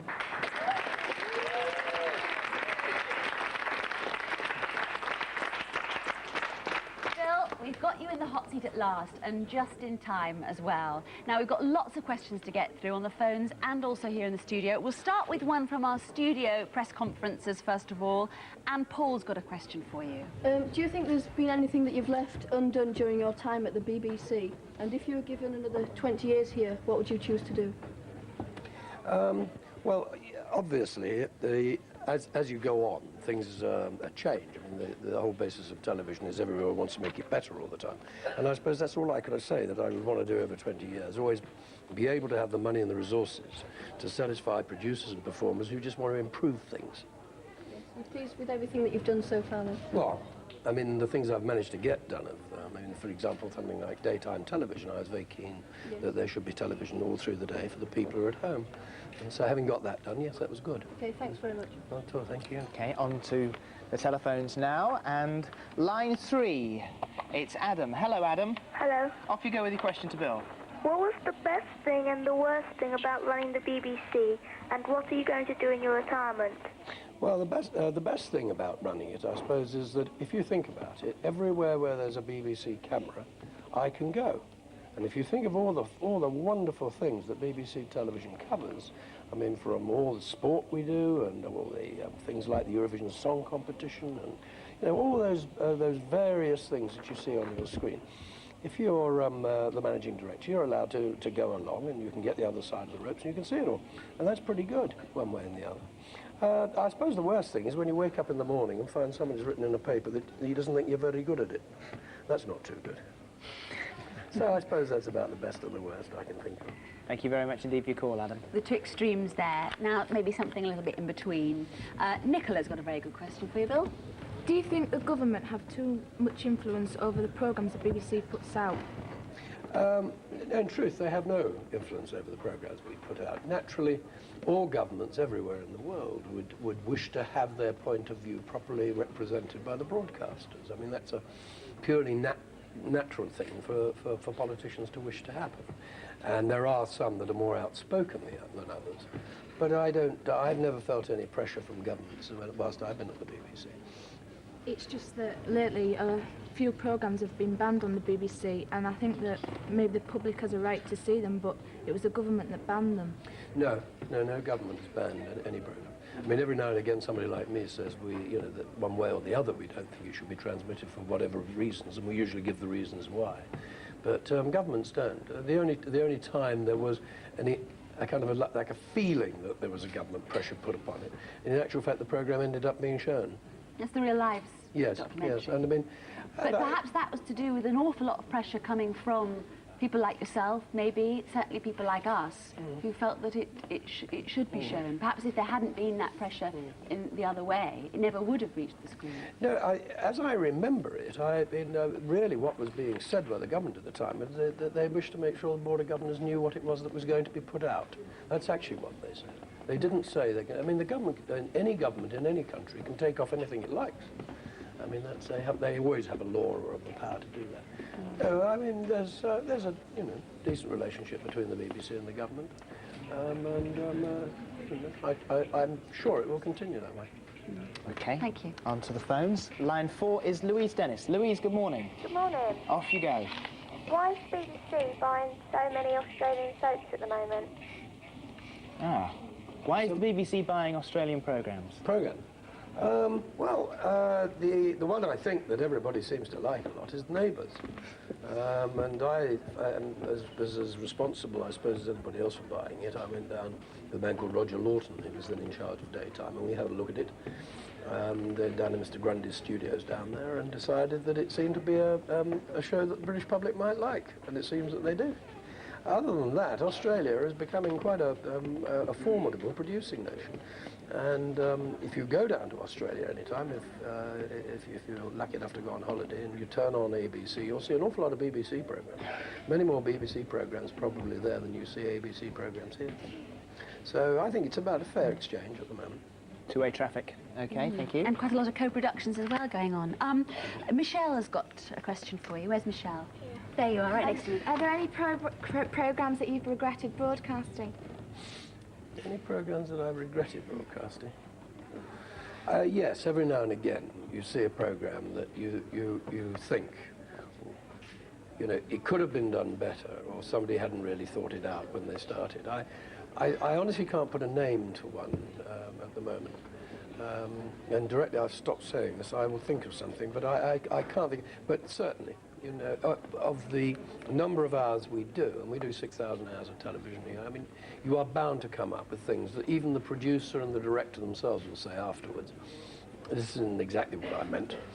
But of course, when people then say to you, well, why did you put it out if you don't like it? The fact of the matter is, when you've invested so much into a program, then you've really got to show it, unless it is really awful. If it is really awful, you don't show it. But if it's halfway, a bit like that, well, then you've got to give it a fling. And sometimes there are programs you put on that you don't think are very good, and everybody loves them.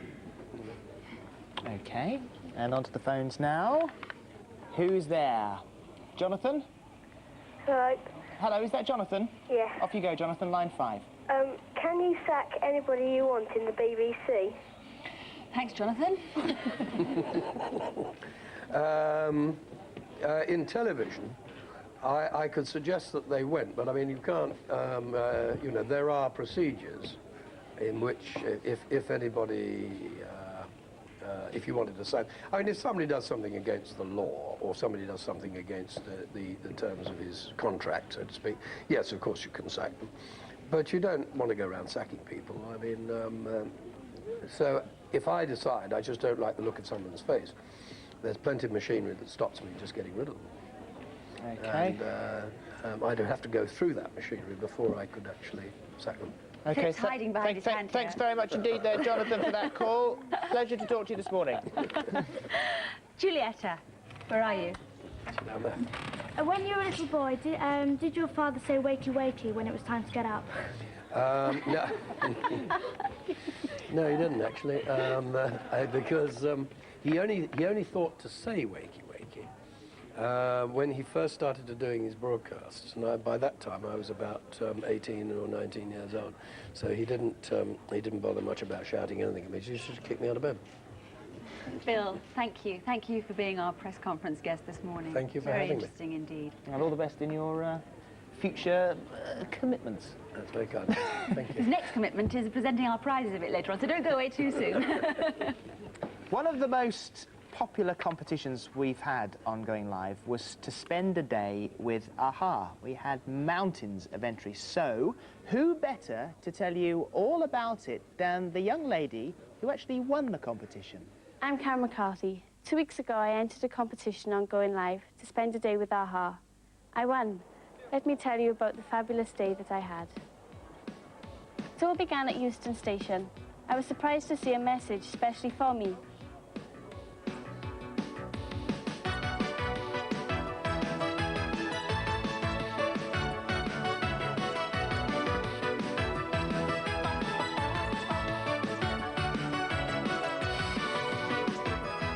While waiting for the band, there was lots to see on the platform.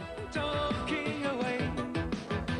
I don't know what to say, I'll say it anyway. Today is another day to find you shying away. I've been coming for your love, okay. Then the band arrived and Morton actually called out for me. What was Karen?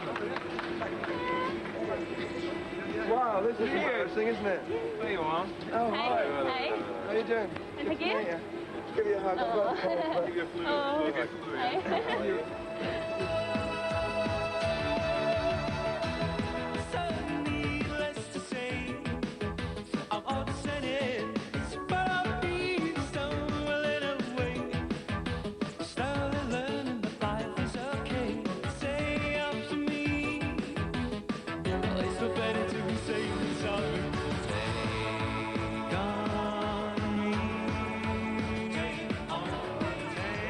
I couldn't believe the number of photographers that were there. Hang on, whoa! Don't push! Some of them were pushing and shoving, trying to get the best picture.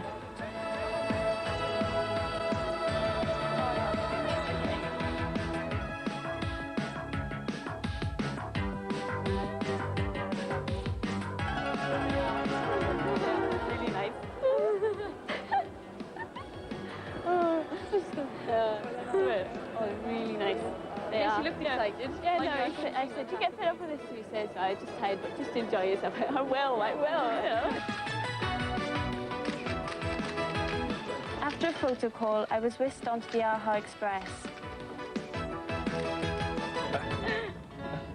That's pretty new. They're nicer in person than I ever imagined. Tell me what you wrote in order to get all this on your back. 4-line verse. It had to be stay on these roads in it. So it was, Judy took the yellow brick, the Beatles took the Abbey, the Romans took the straight and narrow, Downing was for Maggie. For all these people, their motto be, stay on these roads for your destiny.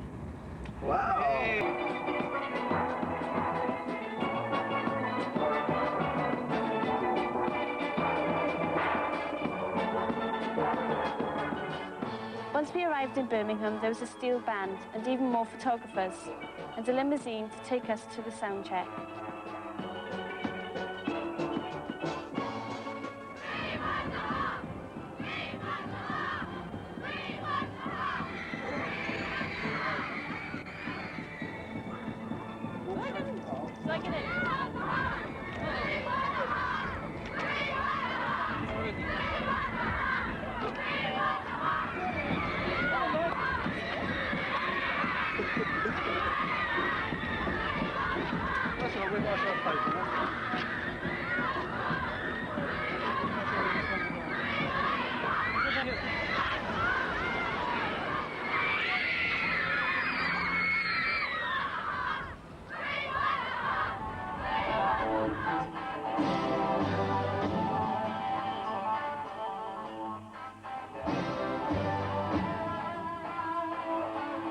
I had never been to a sound check before. It was fantastic.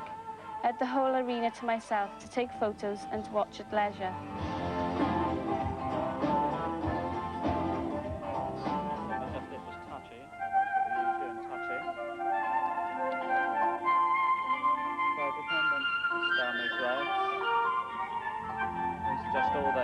I couldn't believe it because all the stage was all lit up with all these thousands of lights, it seemed to be. And I went up to the middle of the hall, and the guy operating the lights let me have a go. And he just said, put this button here, and I was going, oh no, I don't want to. He said, if you do it wrong, they'll only shout at you anyway, so I had to go, and I did it all right.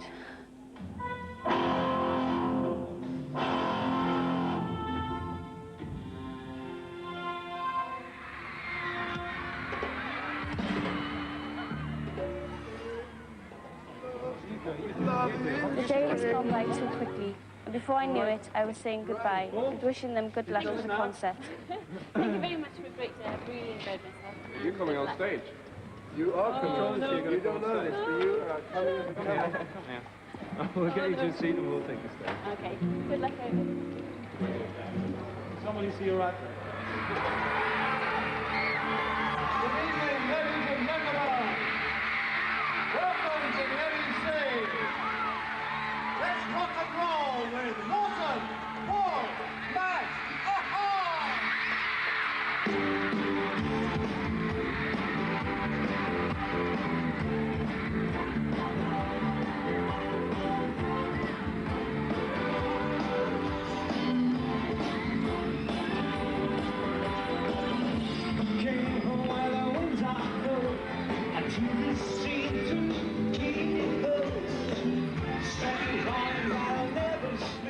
never forget the day I spent with AHA.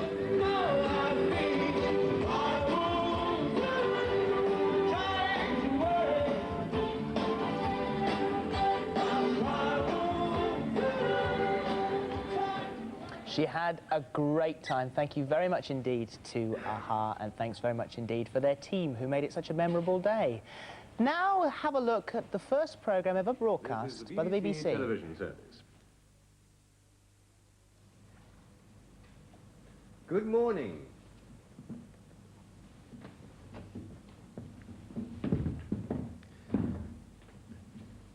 Good morning. You are witnessing an historic event. This is the very first television broadcast from the BBC. Yes, this huge corporation of highly trained technicians and staff are bringing you television for the very first time, live to the nation. And so now, to our very first programme, Take Two. Hello and welcome to Take Two. Hello and welcome to Take Two. I'll be discussing your views of programs you've seen over the past few weeks, except you won't have seen any yet, as this is the first television broadcast. I did see rather a splendid play last night, and the moon, I saw that, and then I saw my bottom. Did you see that? If you did, write in and let me know. Goodbye. And now the news from the BBC, read by Geoffrey Pert. And we now go over to the newsroom with Geoffrey Pert. This is the very first news bulletin from the BBC. So there's quite a lot to catch up on. Let's bring ourselves up to date on the major events television missed. Dinosaurs are extinct. Man discovers fire and invents the wheel. Lots of wars take place. Then another war. And another, and another. All sorts of wars. And now the news from yesterday. Nothing much, really. Oh, yes, oh, yes. A little fluffy dog called Cecil barked at the king during the trooping of the colour. And now, a programme for children. Hello, children. This is Muggin the Mullet. Where is that cheeky little mullet? Ah, hello, Muggin. Are you going to do a little fishy dance for us, Muggin? Ah, what a fine dance that is. Well, that's all from Muggin for this week. Goodbye.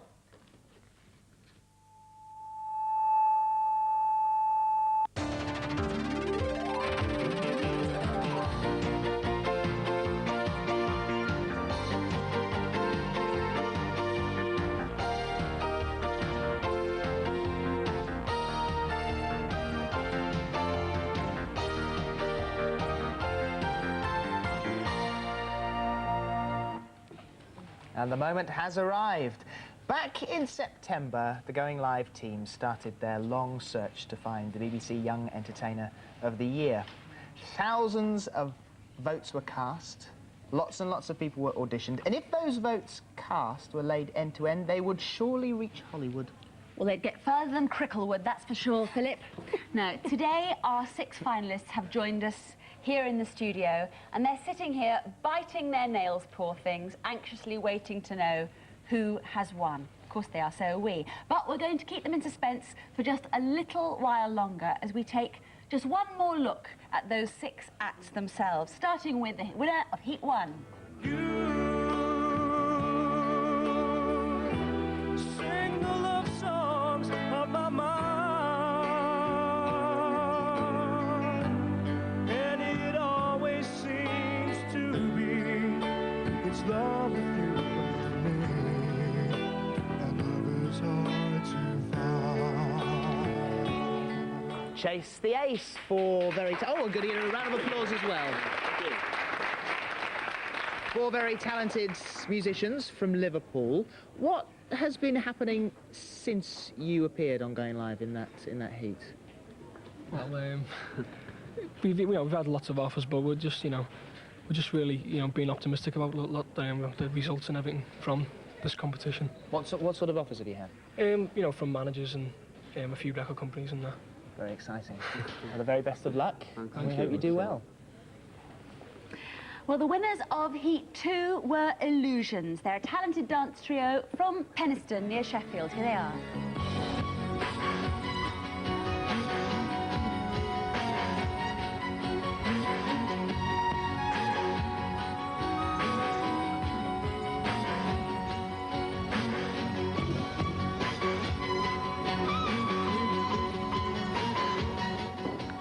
Here they are, Amanda, Steve and Lisa. Illusions.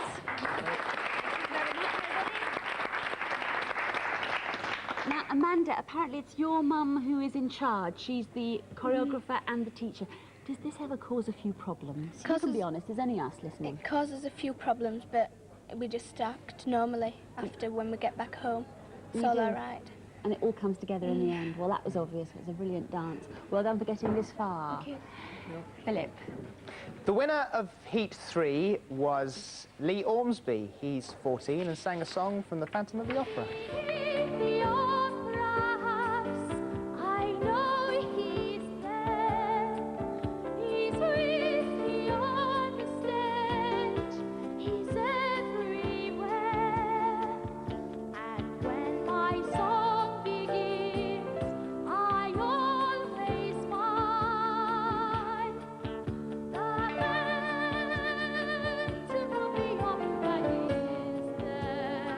That's an extraordinary voice, Lee. But, oh, and your round of applause.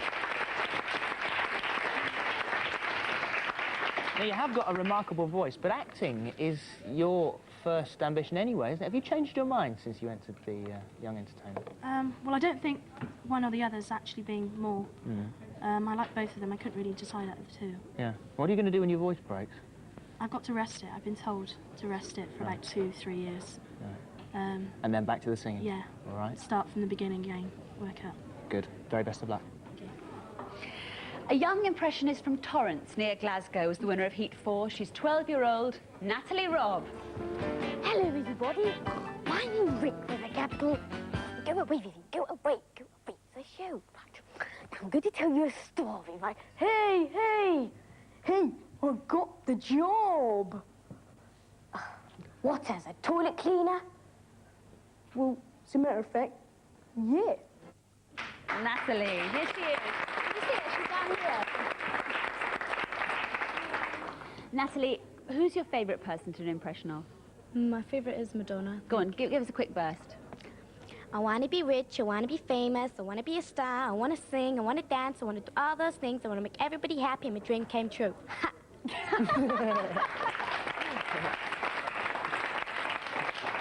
I think it did. The winner of Heat 5 was a talented young chap from County Durham. He's called Marcus Brown. He plays the piano, saxophone and composes his own songs. Will they come drifting back to me? The memories of our lasting love, endless to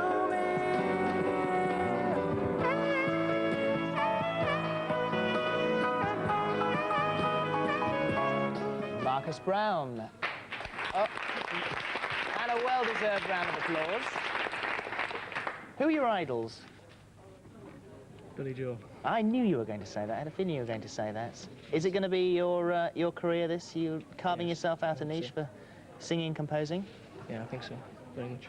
All right, the very best of luck, and I hope it all goes well for you in a moment when we remove the bits from the envelope. Well, our final Heat winner is 15-year-old Erica Galetli from Cumbria. Here she is with her version of Chain Reaction.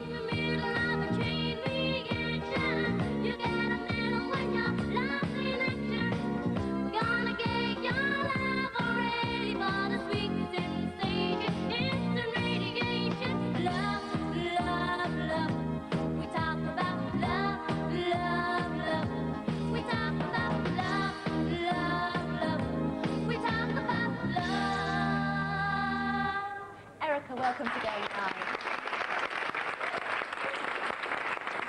Why did you choose Chain Reaction? Because I like Diana Ross, and it's a very good song to dance to. So I thought that would be the best one. Why not? Best reason of all. Thanks very much, Thanks. Erica. Philip. And you've now seen our 6 finalists, so would you please welcome to choose, pick out the piece of paper from the envelope. Bill Cotton, the Managing Director of BBC Television.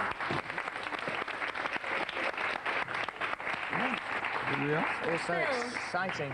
What are your thoughts on our talented bunch so far? Well, I mean, all it goes to prove all the time is that in this country there are an awful lot of talent coming up through the floorboards, and people like Corbett and Barker and Mike Yarwood and some of the great singers are going to have to watch it.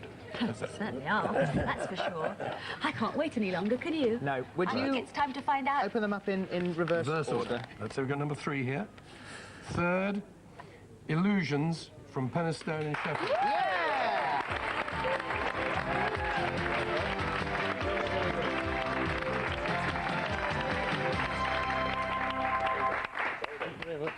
Well done. Thank you. Magic. Well done. You want to come and Well stand done. over here by us? No. There you are. There you are. Terrific. Okay, And then second place. Second place. Chase the Ace from Liverpool. Oh, there now.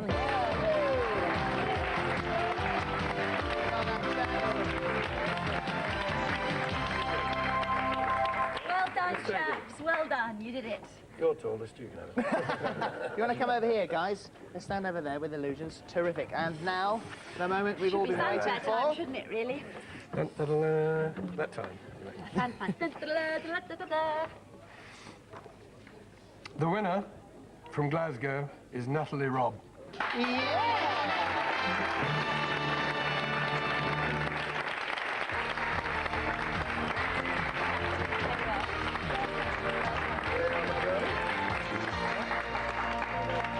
Well done. How do you feel? Nervous. How did you rate your chances? What did you think? Never this far. Really? So that day when you went down to the audition for the first time, you didn't think you'd end up standing here? That's magic. Can I just show you something? Let me show you. Put your hands out like that. Look at these shaking. Little shaky hands. They're shaking, but there's something else under there for you as well, Natalie. There is, There's actually. something else for you. We've got a bouquet of flowers. For our winner of the Young Entertainer of the Year, it is very well deserved. And also, of course, there is an appearance on Wogan as well. So you're going to go on the Wogan show, so there's that. And Just we when you wish thought all the excitement was over, hey? a long and sparkly career, and it would be nice to think that we started it here. So we wish you the best of luck. Very best of luck, Natalie. And she's crying now, and I'm going to start crying any minute. And Bill, thank you, and happy retirement. And also thank you very much indeed to everybody here today who took part, the winners and also the people who didn't win. We've said it before, we'll say it again. Just because you didn't actually get this far doesn't mean to say that you aren't a winner. The very best of luck, and perhaps next year it could be your turn. We're back next week, and we have Jason Donovan, who is, of course, from Neighbours. We have Alison John. Don't forget to watch out for her on Monday evening. Bonnie Langford will be in. And the winner of our Garden and Sea Trade competition. And Lloyd Cole and the Commotions as well. We'll see you next week. Have a great weekend. Bye.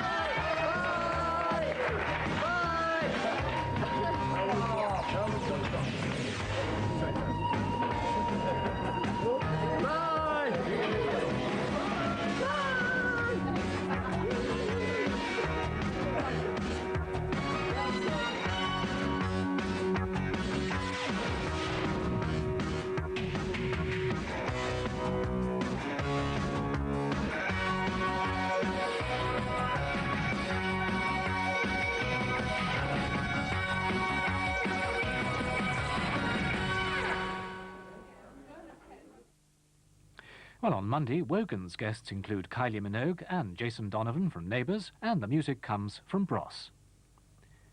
Tomorrow evening at 6:25 on BBC2, you can see the musical adaptation of Lewis Carroll's epic nonsense poem, The Hunting of the Snark. Here on BBC1 now, programme 6 of The Gospel According to St. Mark. On the day after their master's death, as they wait with trepidation for the third day and the promised resurrection, Jesus' followers try to ease their grief by remembering some of the things he taught them.